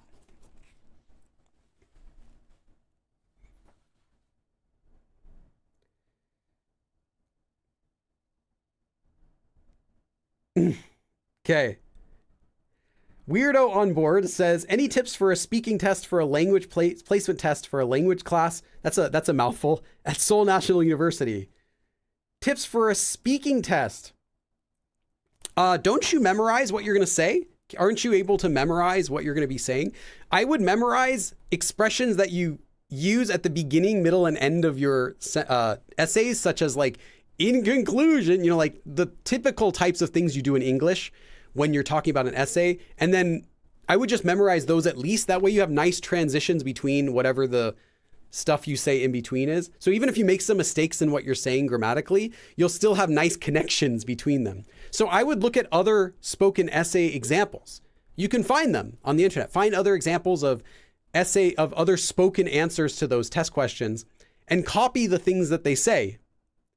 You'll see a lot of them have things in common, like the tense that they use at the end of their sentences, the way they conjugate their sentences. 합니다, 입니다 if it's speaking formally, or 이다, 한다, 먹는다, 했다 for plain form. Check to see exactly how they do that in the sentences. I would just look at a bunch of examples and look at more examples, as many as you can. I've never taken that test, so I can't tell you specifics for what they want, but I would check to see exactly what they want. Ben says, oh yeah, Kai, take care. And Ben said, is there a recommendation for Korean reading while doing my beginner lessons? I'm on episode 42 of your beginner lessons, but the books I'm trying to read feel too advanced for what I've learned. Yeah, I mean, it's called a beginner course for a reason. It's the beginner level. So once you finished it, you're going to be a beginner. You're not going to be advanced. You'll be able to speak a lot of Korean, but it's still at the beginner level, at least at the beginner, like a speed, like overall usage of grammar and everything is still within the beginner level. Any reading you find is going to be higher than the beginning level. There are some exceptions. There are some books that will make reading that will be more understandable for beginners, but know that the more beginner a reading example is, the less natural it's going to sound. So you have to kind of balance that. Do I want to read something that's natural? It's not going to be easy. Do I want to read something that's easy? It's not going to sound natural. I have this book I made a few years ago, Korean Reading Made Simple. There are two of them, but the second one is really for advanced or intermediate learners. The first one is for beginning learners. It's as natural as it is natural, but it's as simple as I can make it, but it's still not going to be completely in the beginner level. Some of it is like high, it's like high beginner, low intermediate, I would say. My third Korean Made Simple book, I think, the second Korean Made Simple book or the third I think the second one has reading examples at the back as well, which are only using the materials that are in the first two books. So that's another example. If you just want something really simple that still sounds natural, but it's very basic. This, like I said, it's as basic as you can get, but it's not going to be super easy. Anything that's easier is just going to be really unnatural. And this is pretty short. It's like comics, letters, articles, a couple business emails, newspapers, poems, social media posts. It's just kind of like general stuff like that. So it was easier to make it sound natural because it's not like novel or like real news article. It's supposed to be basic for everything. So with a dictionary, though, you should be able to go through it. That's what I would do. I would get a dictionary for whatever reading example you're using to look up any words you don't know. Billy's Korean test preparation. Yeah, maybe someday I'll do a test preparation course, but for now, nothing like that. I don't like tests, though. So, I mean, in order to do a test preparation course or book, I would have to myself take that test, right? Or else what am I talking about? I wouldn't know what I'm doing. I would need to take that test so I can make the preparation for it. The problem with something like TOPIK, though, is that the test changes. The score is only valid for like 2 years and the test keeps changing. So I could make a book for TOPIK test preparation and then 2 years later that book is obsolete. Not because the material is wrong, but because the test is no longer like that. I mean, there used to be 3 TOPIK tests and now there are 2. Now there used to only be writing and now there's writing and speaking and listening stuff. Like, it's all different. So you can't do that kind of material. I wouldn't be able to make money on it because as soon as that book is a couple years old, it's now useless. Whereas my Korean Made Simple books, which are now, the first one is like about almost a decade old, still completely valid because it's still regular Korean. So it's not useless after 2 years. Although someday I'll probably make an update, but for now it's still, the Korean in there is still Korean today. Natalie, okay, Natalia, you got, sorry, Natalie, you did get Discord to work. That's good. Sue, amazing. Yes, I have the Korean test preparation playlist, which is not specifically for the topic. It's simply just a general Korean test preparation course. So it just has general questions you'll find on any sort of Korean test, but not specific to anyone. So those are okay to use, but I only have like 30 or so episodes of those. It's just not enough. What was the title of that book? This one is Korean Reading Made Simple. Korean Reading Made Simple 1. There is a second one, but that's more intermediate level. Those are like short stories. And yeah, those are more difficult. So I wouldn't recommend that unless you're already at the intermediate level. If you are though, it's a way to try out real short stories, like real natural Korean short stories that aren't crazy difficult. So Ben says, do you have a video on where to go after finishing your beginner lesson? Yes. After you finish my beginner Korean course. First, I'll say you will know what to do after you finish my beginning Korean course. As of yet, every week I'll get 1 or 2 people messaging me, hey, Billy, what do I do after I finish your beginner course? It's always people who haven't even started the course or are just barely starting it. Once you get to that level, like it's kind of like walking up a little hill. Once you get to the top of the hill, you're going to see a lot of stuff. You're going to already figure out, you're going to already know yourself what you can do now. So you won't need to ask this question when you finish. But if you want to know, if you still you don't even want to start walking up the hill until you know what you're going to see. You need the answers given to you. I have I have a Korean conversation course. It's this, but in video form. It's on my channel, Korean Conversation. And that is immediately following the beginner Korean course. So once you finish the beginner Korean course, you'll realize, hey, I actually know a ton of stuff. Yeah. Even though obviously you're not fluent, you're like, you'll know, oh, I actually know a ton of stuff. You can go from there wherever you want. But if you want to stick with my materials, the Korean Conversation course, that one is 100% natural, not filtered, not simplified, 100% natural, real Korean conversations recorded by native speakers. I told them multiple times, record it at a natural speed. Don't go slow. You're not doing this for Korean learners. You're just doing this as a Korean person to a Korean person. So you get real conversations, actually Korean isms, like things that Koreans will do when they're speaking that they won't do if they're teaching or writing.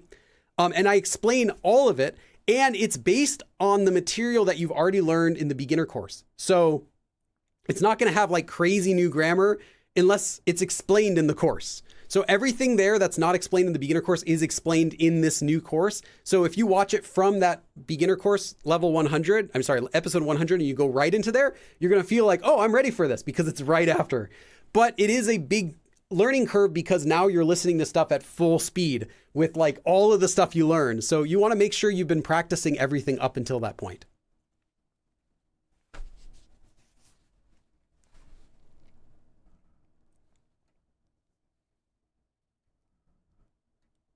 Okay.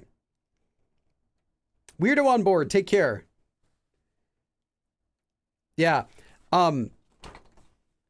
Just start learning Korean, because once you reach a certain level, the questions you have, the worries that you have, all of those concerns will be different than right now. I remember when I was a beginner, I was like, what do I do after I learn the alphabet? Oh, okay. Now what do I do after just take the step first. What do I do after I learn the alphabet? Learn the alphabet first, because then you'll know, oh, I know the alphabet. Well, obviously I better start learning grammar. Let me find a place to learn grammar. That's what's going to happen. Once you learn the basic grammar, you're going to be, oh, well, now I know all that basic grammar.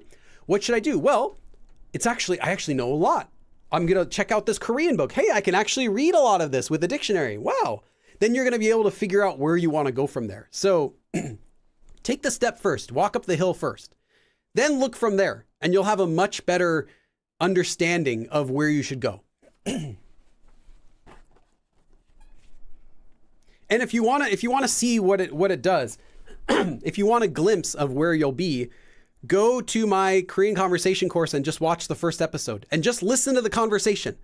That's where you can get to once after you finished the 100 episode course and the first episode of that course. You're going to listen to that conversation. You're like, wow, this is legitimately like something I would hear on TV, right? It's like, this is the Korean that you always wanted to speak, even from the very first episode. So it really moves you a lot, but it does take a lot of time. You have to put in the time and practice to get there. But yeah. Mike says, and then you'll get to the point where it's like, oh my God, what do I do next? Too many things to do. Yeah. Once you get past that level and you finish the beginner conversation course, the conversation course and the beginner course, and then you're at there and you've done like master politeness levels and all the other stuff. Then you're like, oh, well, what do I do now? I can go anywhere. Like I can just go to Korea now, or I can, have a Korean conversation partner, whatever. Like, when you get to that point, it's easier to make the decision about what you're going to do next. Whereas when you're still at the bottom, it's like, will I really be able to do that when I get there? Or will I, what should I prepare for after that? Like, don't worry about the future that far ahead.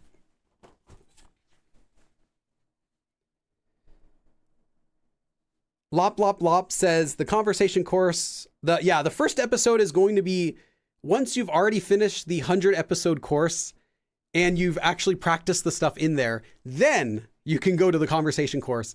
And still, I would recommend listening to each conversation more than once, because I play it each time. I play it twice, once in the beginning and then once sentence by sentence. And then I think I play it once again at the end. But you might still need to listen to it more than once just to really get it. Because again, it's fast. I don't tell them to speak slowly. I told them the opposite. I said, do not slow down your speech. Just speak exactly like you would if you were actually speaking all these conversations. And that's intentional. I didn't want it to be filtered. I didn't want people to feel like they're not actually getting a real conversation. Yeah. 현지 생활이 빠릅니다. Yeah, if you can live in Korea, that's the best. Anyone who has an opportunity to live in Korea has a huge advantage over anyone who can't. With that said, most of the people who I meet who live in Korea speak Korean less than the people I know who are outside of Korea studying Korean. So being in Korea does not mean you're going to speak Korean, but being in Korea gives you the best opportunity to do that if you want to. There are lots of problems, like people fall into the same traps when they go to Korea, and that's how it ends up like that. But still, Korea is the best place to learn Korean. If you're going to Korea, though, I could give you some advice for how you don't fall into that hole. But it's still, most people do. Even when I tell them the advice, they still do it.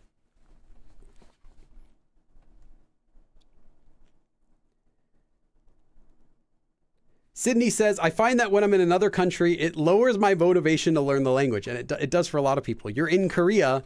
You're like, why do I want to study Korean? I should enjoy being in Korea, right? I should go out and have fun.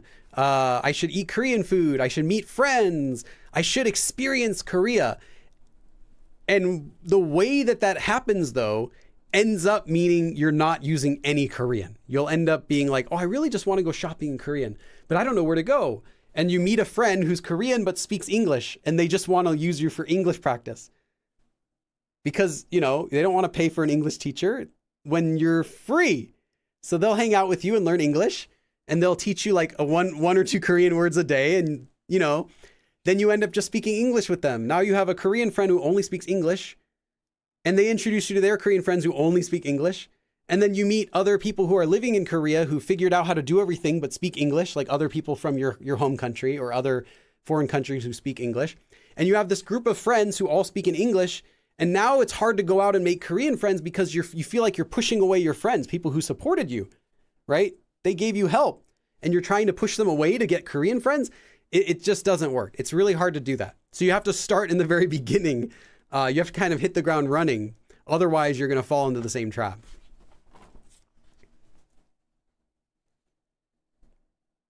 And it's the same with everyone, but some people can get out of that. Like they'll make a Korean boyfriend or a Korean girlfriend who really doesn't like English.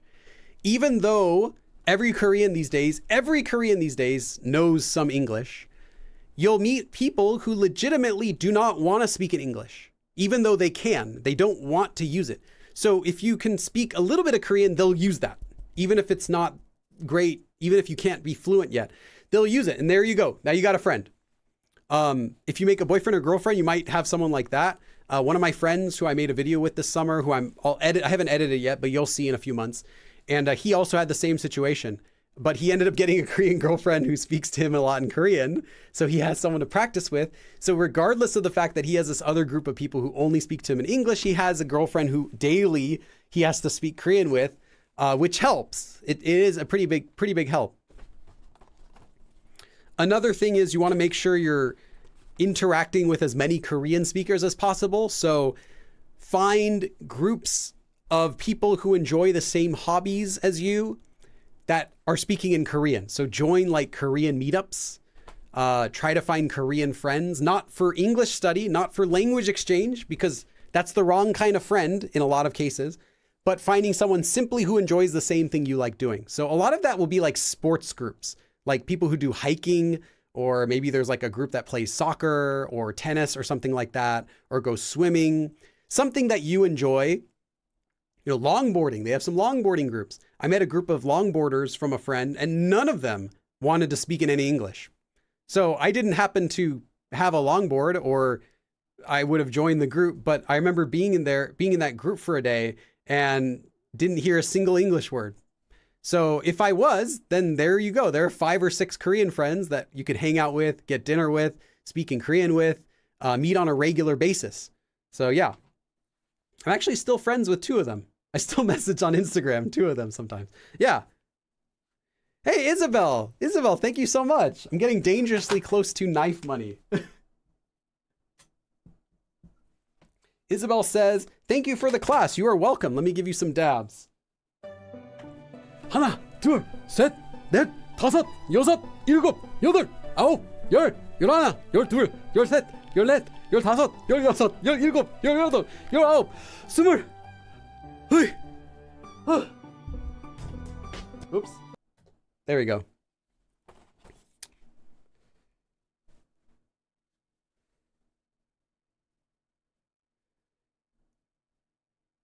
What's the difference between 헤엄치다 and 수영하다?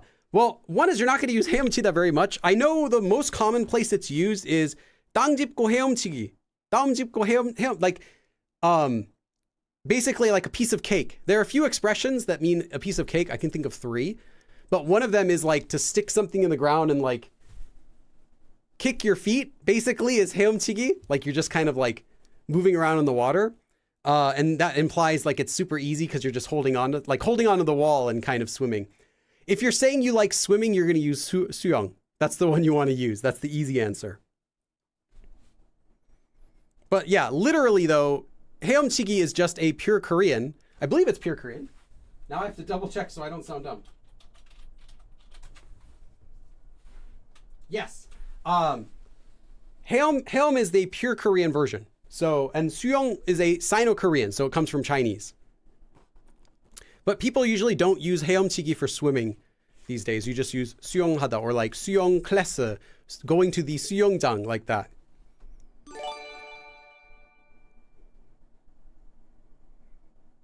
지금 한국어 배우는 거예요? No, I'm not learning Korean. I'm teaching Korean right now.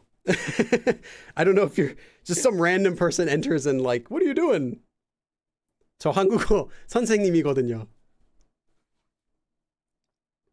Yeah, that's the main difference. And then there are nuanced differences with any word, but okay. Yeah, like, let me go back to here. If you have the opportunity though to go to Korea, do it. Just know that there is a big trap waiting for you, and that trap is people who are going to speak to you in English. Because you are, depending on how you look, it will be more so, and what country you're from, it's even more so. As soon as you step into Korea, and you're not a tourist, but you are living there, you are an instant target to a lot of people for a lot of different reasons. The biggest reason, though, is you are a walking, talking English teacher if you're from an English-speaking country. English teachers in Korea are expensive. Like, if someone's really good at English and you want to get a private lesson, like just conversation partner, $100 an hour, like 50 to $100 per hour for like a private conversation partner. But you are free because you don't know, you don't know your value. So some Koreans will see you as a free way to practice their English. In fact, they might see you as that plus a nice person that they can be friends with. So you're going to get Korean friends that want to be friends with you, and you want to be friends with them because they're legitimately cool. But at the same time, it's not going to help you with your Korean because you're trying to learn Korean. So you have to be careful. Just be really picky. If you really legitimately like the person, then why does it matter if you're going to speak in English or not? Who cares if they're getting an advantage of learning English from you? Who cares if you legitimately like them? But be a bit picky about who your friends are in the very beginning. Because in the very beginning, those people that you meet first will shape all of your relationships you have in Korea. If your friends, when you first get there, are other people from your own home country, if they are majorly that people from your same home country or people who speak your same language, then you're going to be stuck in that friend group, for better or for worse, with people who just want to speak in English to you. And that could be just other American friends. Not to say that you don't want to have any American friends or English speaking friends. You do need some support when you're in Korea. There are so many things you don't know how to do, like sign up for your phone, or how do I, my rent's late. How do I contact the owner and let him know I'll send him the rent late? Like all these questions you might have.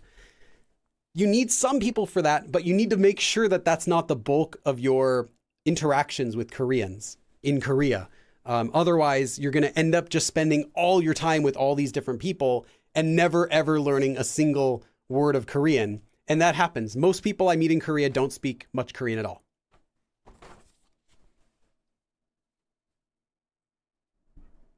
Aniki, no. Swimming styles are 형. So form, like freestyle is literally 자유형.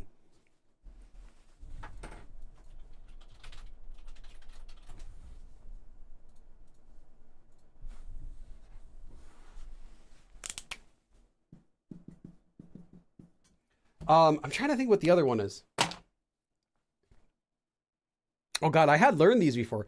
평형?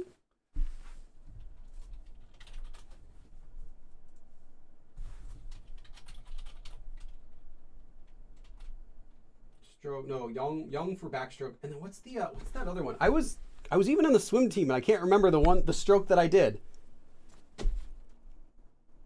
It was the frog stroke. What's that one? What's that one called? Breaststroke, that's right, breaststroke. Pyong, that's right, pyong, that's the one I was trying to think of. Pyong or young. So like Pyong is like is that the backstroke?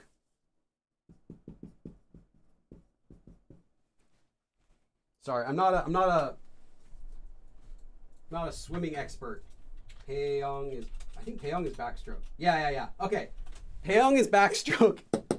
자유형 is freestyle. So they're all a little bit different.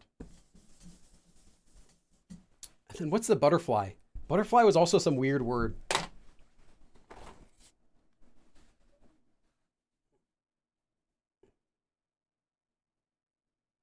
Yeah, 평영. Not 평형, but 평영. Which came first, the English word freestyle or 자유? Of course, the English word probably came first. Yeah, you know what I'm talking about. I did breaststroke most of the time because I was on the swim team in high school, and that means I was competing. Like, I'm trying to think how often, at least like once a week during the season, there would be a competition I'd go to. And I wasn't like the best, but I wasn't the worst. I'll say that. I was at least good enough that the teacher would put me into competitions, but I would never like, did I ever win? I don't think I ever won, but I was like, I got third, fourth, fifth, like that pretty often. But one of the ones I would do most would be breaststroke or long distance, the freestyle long distance ones. So like, 500 meters, like 1,000 meters, like that one is what the teacher would put me to do. Cause I was fine doing long distance. I didn't really care. But yeah, I can't remember what the frog stroke was. Yeah, the breaststroke, right?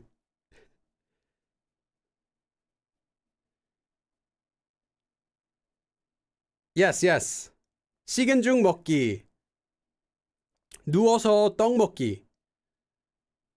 Those are other words. 땅 짚고 헤엄치기. All mean a piece of cake, something very easy to do.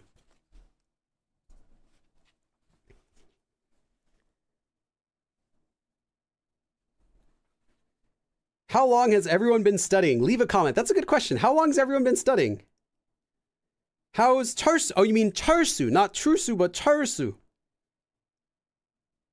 평영이 two-hand stroke.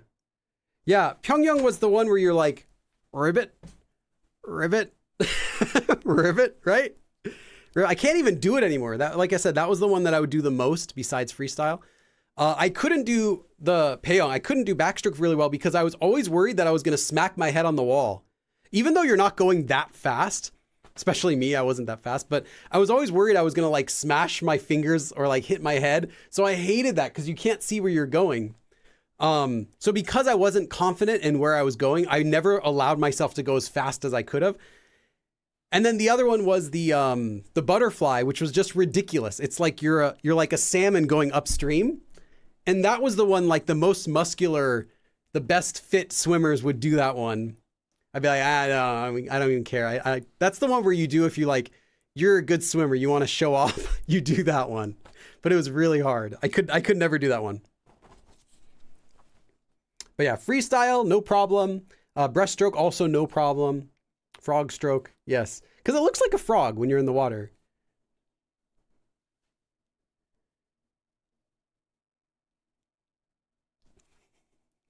I'm surprised 80 of you are still sticking around to this.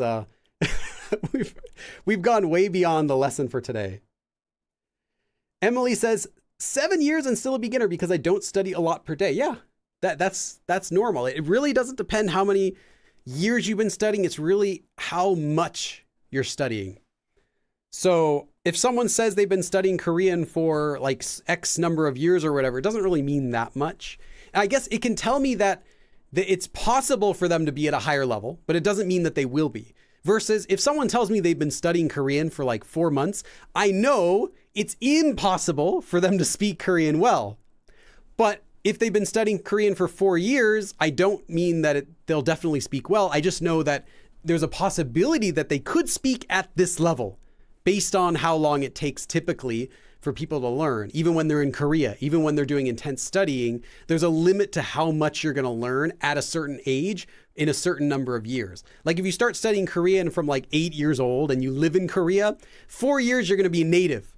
You're going to be total native level.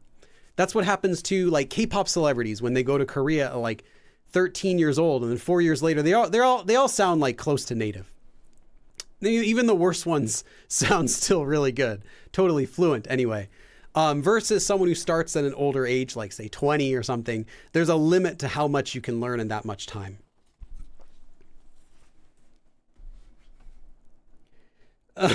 Greek Yogurt says, I joined during this Q&A. I didn't even hear the actual lesson. Well, that's okay. This lesson, all of these get uploaded, and I edit an abridged version of the lessons every day that I do these live streams, so you can still watch it later.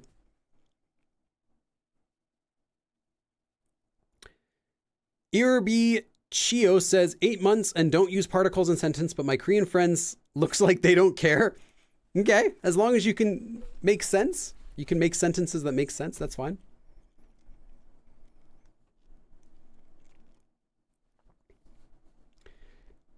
Hanguk Ah says, I've been studying too long.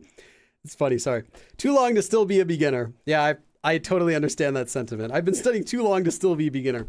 Yeah, you might not be doing as very much Korean studying, even though it's been going on for a long time. I mean, them's the facts.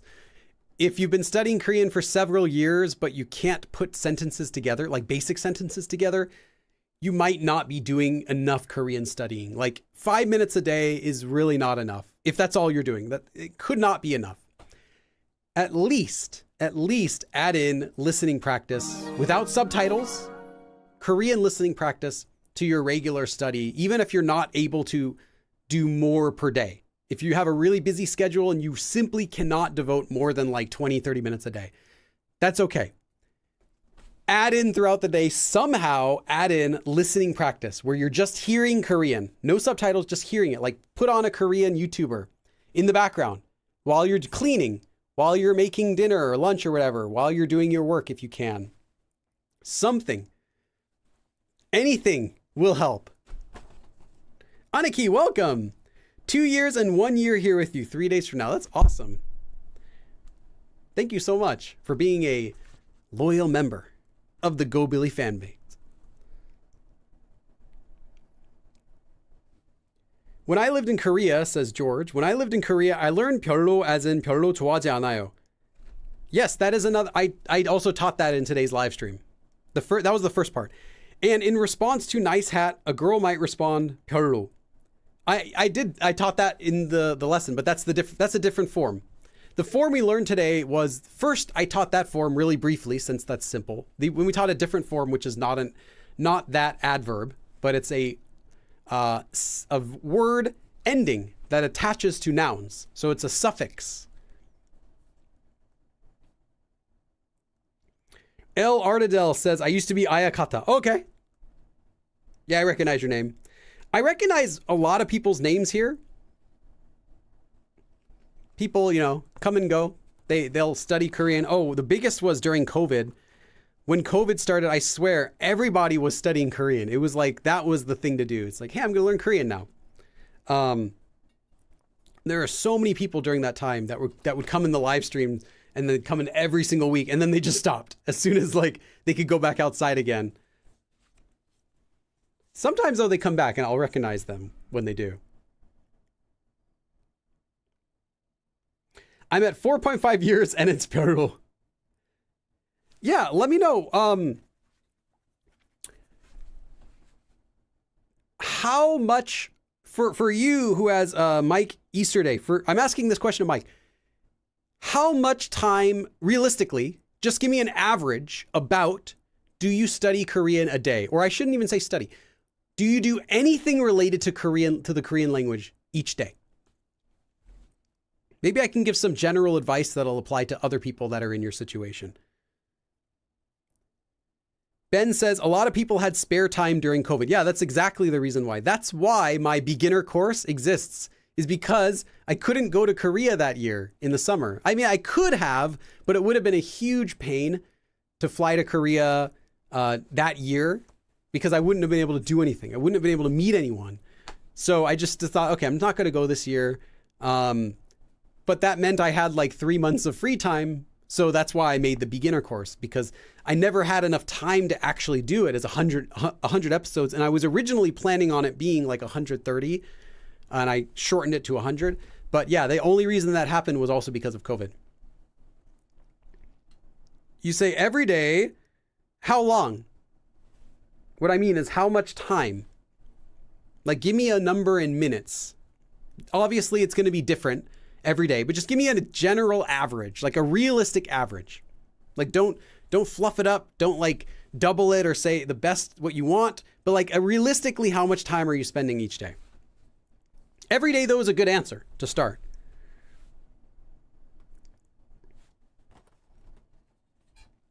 Let's see. And again, this question is specifically for Mike, because I want to focus on that. See if we can work something out here. Because everyone's situation is different, so I can't say this applies to everyone, but I do want to get one example that I can say is specific for Mike's situation. Galaxy says, I listen to my Korean friends speak quickly in Korean and see how many things I can pick up. I don't live in Korea, but happen to be around Koreans in my daily life. Okay, that's good. That's really good. That sort of listening is what's known as active listening. That is the best type of listening that you can do. When you don't have subtitles, but when you're actively trying to understand something, that is active listening, and that is the type of listening that helps. The other type of listening is passive listening, where you turn on a Korean drama or Korean show, but you have subtitles. Or you're listening to someone speak, but it comes with a transcript with English, and you're looking at the English while you're reading the Korean. That's passive, because your brain is not putting any effort into understanding it on its own. So you're not really learning much from that. You're getting used to hearing the sounds of Korean. You're listening to pronunciation, so it's not useless, but it could be so much more useful if you turn to that passive listening into active listening. Okay, Mike says about 10 to 20 minutes reading and then an hour of content and flashcards. Okay, what are you reading? Just give me an example of something that you're reading. And you say an hour of content. What kind of content? Does it have subtitles? Are those subtitles in Korean or English? And then flashcards are from where? What type of flashcards? Are these flashcards you made yourself from a textbook? Are they flashcards you downloaded somewhere? Give me just some more information about that. I'll work through this together as I'm going through other questions in the chat. Sue Amazing says, how would you update your Korean Made Simple books? I actually do update them. Sometimes people will tell me that they found a typo, like I misspelled adjective. I did that like a couple times. Or sometimes I'll update them when new information becomes available. Like I actually added a section about Korean age in the Korean age part of the book. Fortunately, it's really small because Korean age didn't change. Even though officially it's done, nothing about using it or saying the word changed. But I did add a little update, like a little section that talks about that. As Korean grammar has slowly changed, some things have changed anyway. I have gone back and updated it. So if you buy the book now, thinking it's 10 years old, it's actually not. It's actually now only maybe a year or two old since I did the last small update, just stuff like that. But eventually I might make a whole new version with, add in even more stuff that it's come up. But yeah, it would just be that pretty much, just reformatting it, maybe adding an extra section to explain something like something that I've now taught in my live streams for years, and I can explain a little bit more succinctly. I would add that in. 별로 does not equal 그다지. I see that in the chat. That's not the same thing, but it is similar. Okay, Mike says, I use LingQ. I don't know about that, but Talk to Me in Korean Stories, I do know. Okay, 10 to 15 minutes of reading Talk to Me in Korean Stories. Do they come with English translations? If they do, are you reading just the Korean and ignoring the English until you finished reading it? In which case, good. That's enough reading practice. And then you say dramas. Okay, terrible. Terrible. No, not as an offense to you, like not you're terrible, but that material you're using for you say dramas with English subtitles is essentially the exact same as saying you do 0 hours of content. Really. Watching dramas and reading the subtitles is like close to zero effective in improving your Korean. The only thing it does is it'll help you get used to Korean pronunciation. So then when you're trying to pronounce things more naturally and intonation more naturally, it'll help you with that because you've heard it so much. But watching dramas, in fact, watching dramas at all, unless you're doing that with active listening and you're at a level where you can pick up some stuff that they're saying, is useless. So I would not count that as any content. I wouldn't say don't watch it if you enjoy it, just watch it. But it doesn't count as Korean study. Okay, let's see. Flashcards made from content I've watched. Good. That sounds like the right kind of flashcards you want. Okay, so if we summarize this, we have about 10 minutes or so of reading practice a day. Good. And then flashcards, doesn't really matter how many you're doing. The fact that you're doing daily flashcards itself is good. So we're looking at maybe less than 20 minutes a day total of Korean studying where you're reading and doing flashcards. The problem is there is no content in your Korean studies that will get you exposure to improve your language. You're stuck in a cycle of reading something, learning words, and then forgetting those words, and then reading it again, seeing the same word, looking it up, and forgetting it because you have nowhere to put those words, nowhere that you're using them so that your brain tells you, I need to keep this word. And that's the only thing that content can provide you with that nothing else can. Reading cannot provide you with this unless like you're reading hours and hours and hours and hours and hours and hours and hours every single day. You won't get enough exposure to the words that you're studying from your vocabulary deck from just reading stories. The only thing you'll get better at is reading stories because the way that stories are written is different than the way that people speak.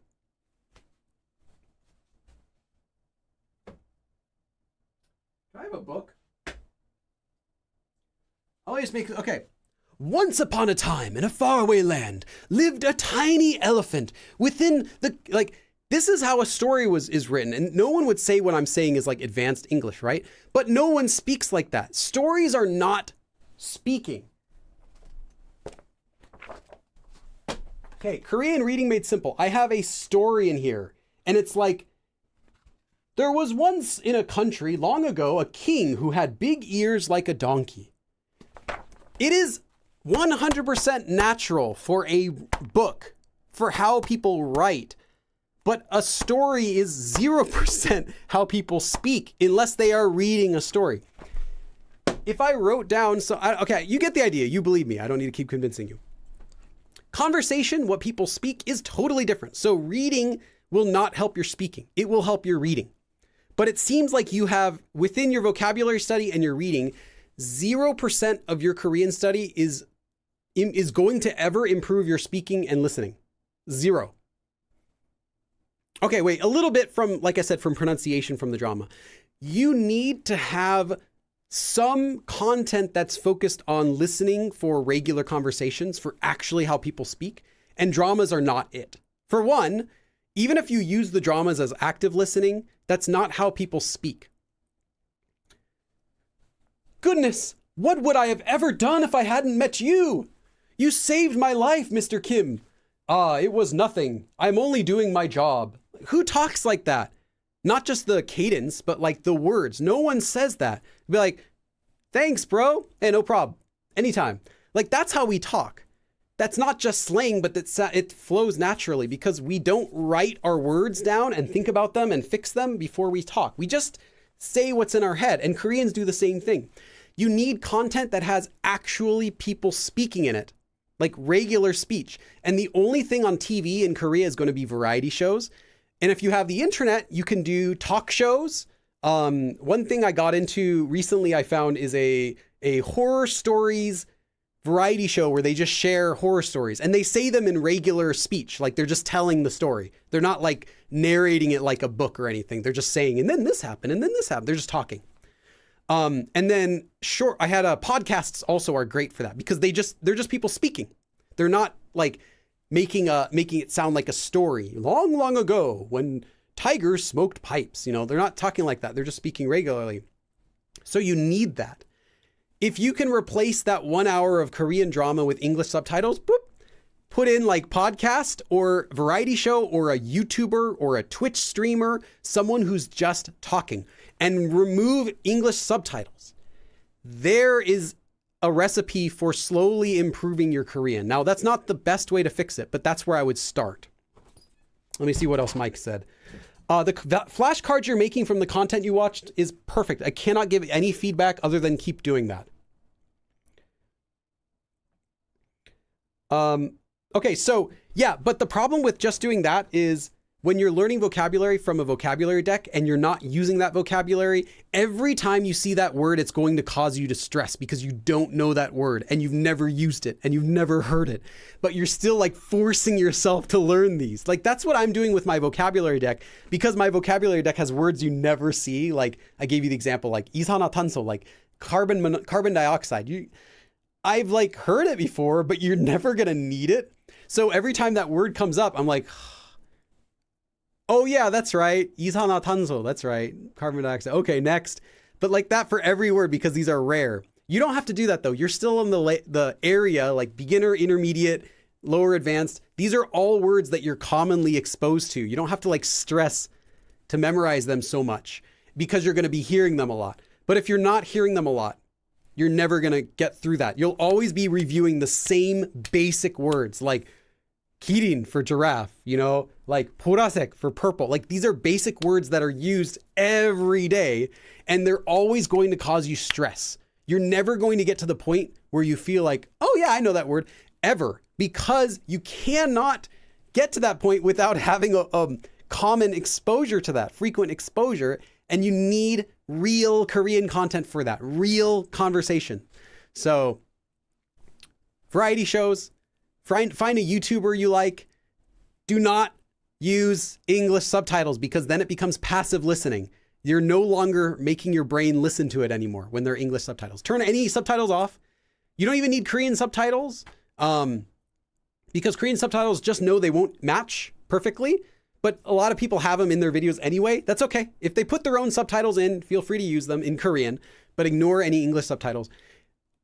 Do that for an hour a day and you'll actually start seeing some progress. I guarantee you. You're going to start seeing something happening. And then keep going with your Anki deck. So you're adding in words you don't know. Keep doing that. But now you're doing it not based on your stories, which, like I said, will have lots of words you don't actually use in real life.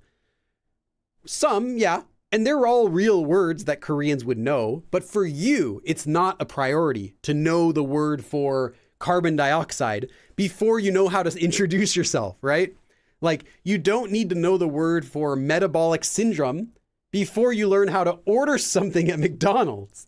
That's the difference between reading material and listening material, because reading material, they're both real. Every English speaker knows these words, like carbon dioxide is a basic word everyone knows, even though you never use it in your regular speech. But it's not a word you need to know before you know the word purple. Like, that's where I'm coming from. You want to focus on the stuff you're actually going to experience. And then later, when you know that stuff already, then you're going to learn this other word. Oh, what's that? Oh, carbon dioxide. Oh, I think I actually heard someone say that word once. Okay. A long, long time ago. Oh yeah, I think I heard someone say that once before. Maybe once. Okay. And it's going to be a little bit easier. Then you're adding in these extra words that are used only in reading, but you still know how to speak. So, okay. So that's the advice I would give specifically to Mike. And yeah, if you told me you'd been studying for 100 years and you couldn't speak, but you told me exactly what you did, it would make perfect sense. So what you're telling me makes perfect sense to me. Why you're not seeing the progress that you want. But again, your vocabulary, you said, you're doing that right. Don't worry about doing too much vocabulary a day. Just the fact that you're doing vocabulary every day alone is good. Natalie says, what's the horror show called? I think it is, hold on, let me check it. This show is, oh yeah, it's 심야 괴담회.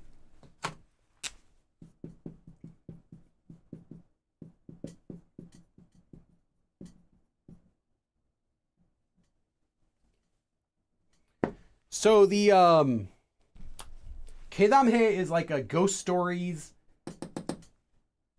meeting, ghost stories club, like that. 심야 is like night. Like nighttime ghost stories meeting. Let me see if there's a better way to translate it.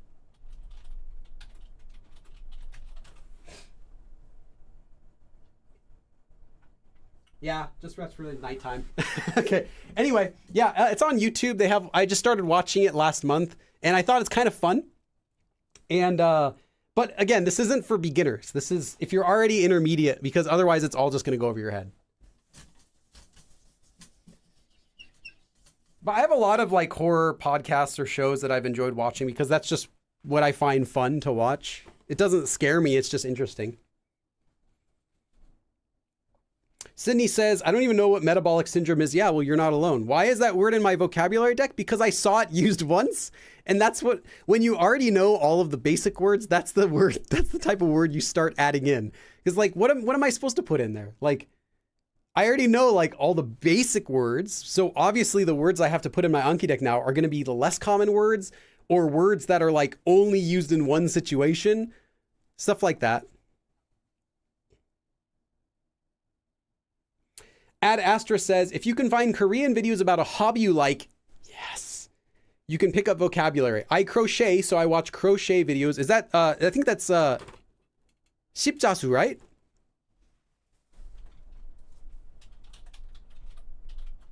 Yeah, no, that's cross stitching. Chasu is crochet? I think maybe chasu? Chasu is like embroidery, needlework. Anyway, one of those words. I don't know what the word they use for specifically crochet. Do I? 뜨개질, 뜨개질. Yeah, they use 뜨개질 for crochet. I don't do it, so I don't know the differences. But yeah, if you find a video about a hobby that you like or something that you're interested in, doesn't have to be a hobby, but like say you like cars, well, search car reviews in Korean. Even though you're not going to understand everything they said, that's fine. You're going to at least enjoy the video, watching them like showing things about it, and you'll pick stuff up. You'll hear them saying this word over and over and over again. You're going to be like, what's that? You look it up. Oh, every time you see them, now they say the word, you're always going to know what that means. So yeah, you count stitches. There you go. You get counting. And then the good thing is if it's something you're interested in, it doesn't feel like you're studying when you turn on the video. So I used to do during COVID, there was this guy I watched who did video game, like playthroughs of games. And he had, I swear, over 2,000 videos. Like, I'm not exaggerating. And each video was a minimum of like 20, 30 minutes. And some of his videos were like an hour and a half long. And I watched every single video that guy made from the very beginning, all over 2,000 videos. I watched them during like the first 2 years of COVID. So I was doing about 3-4 hours of listening practice. Like I had it open in the evening while I was like checking my email or doing other things. And it helped a lot because I got to learn like video game terms. And after, a few hundred hours, you start understanding him without even paying attention. So I could turn on his video in the background and I'm like reading something in English and I could hear what he's saying in Korean because you're just so used to what he says. So yeah, find something you enjoy. And I never felt like what I was doing was studying. It was always just, this is what I want to listen to anyway. Lynn. Oh, hey, Lynn. Watching reality shows helps me because it's more like how people really talk, since they are really talking. Yeah, reality shows are great. Prior to every Korean person making their own YouTube channel, I would have recommended just variety shows. But nowadays, there are so many good YouTube channels you can find. So yeah, variety show. If there's not a variety show that you enjoy, find a YouTuber who does a topic that you like. And there'll probably be a dozen. Like maybe say you like dancing, find a YouTuber who teaches dance, or you like an instrument, find a YouTuber who teaches that instrument. Anything like that. Just find content that's fun to watch in your target language. But preferably, like I said, real speaking. So dramas are out of the question for that. Dramas don't have real speaking most of the time. News also is not normal speaking most of the time. It's condensed. So it's like a news style of Korean. So I really don't recommend watching the news. I never have. It's more for advanced learners who already know that the Korean they're using in the news isn't how people actually speak. And that's the same in any language too, or at least it's the same in English. Ben says, would you say Running Man is a good variety TV show? Yeah, they speak normally in Running Man. I mean, the episodes, I believe, are still mostly like what happens is still scripted, I believe. But like at least what they do, like here we're going to do this, now we're going to do this. I think that part's scripted. But what they're saying, though, is totally just natural Korean. So yeah, that would be another great show. L-Arted, yeah, you say, what about animations? Well, there is no anime in Korea, but they do have Korean animation. No, same thing as drama, it's not natural. And then even worse is this happens with people who study Japanese by watching anime. You end up speaking really casually, which sounds rude. And the same thing would happen if you learned Korean from kids shows or animations. Most Korean animations are made for kids. There aren't many animations I can think of in Korean that aren't targeted at children. So you're going to be learning like really slang, really not so much slang as it is, not so much slang just as in really casual speech. And again, the way they're speaking is not the normal way people would speak to each other. It's scripted. So no, I would say don't do that content as well. At least don't do it. Don't count it as your Korean study. You can watch it for fun. Keep Korean fun, but just don't consider that as your Korean study for the day. Running Man is great, says Lynn, since they're all talking over each other, which is good for listening. That's true of a lot of shows, and YouTube shows are great. Yeah, I haven't watched very much Running Man. I've only seen like maybe a handful of episodes. But yeah, they like yelling, they talk a lot, and they're not like waiting for the other person to talk. It's really just natural how they talk to each other.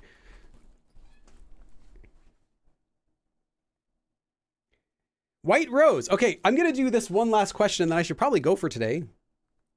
White Rose asks, how do we find Korean YouTubers that create content of our hobbies? Do we just add Korean to our YouTube search? No. I'll tell you how you find Korean YouTubers that make content about something that you're interested in. So let's say you're interested in learning something.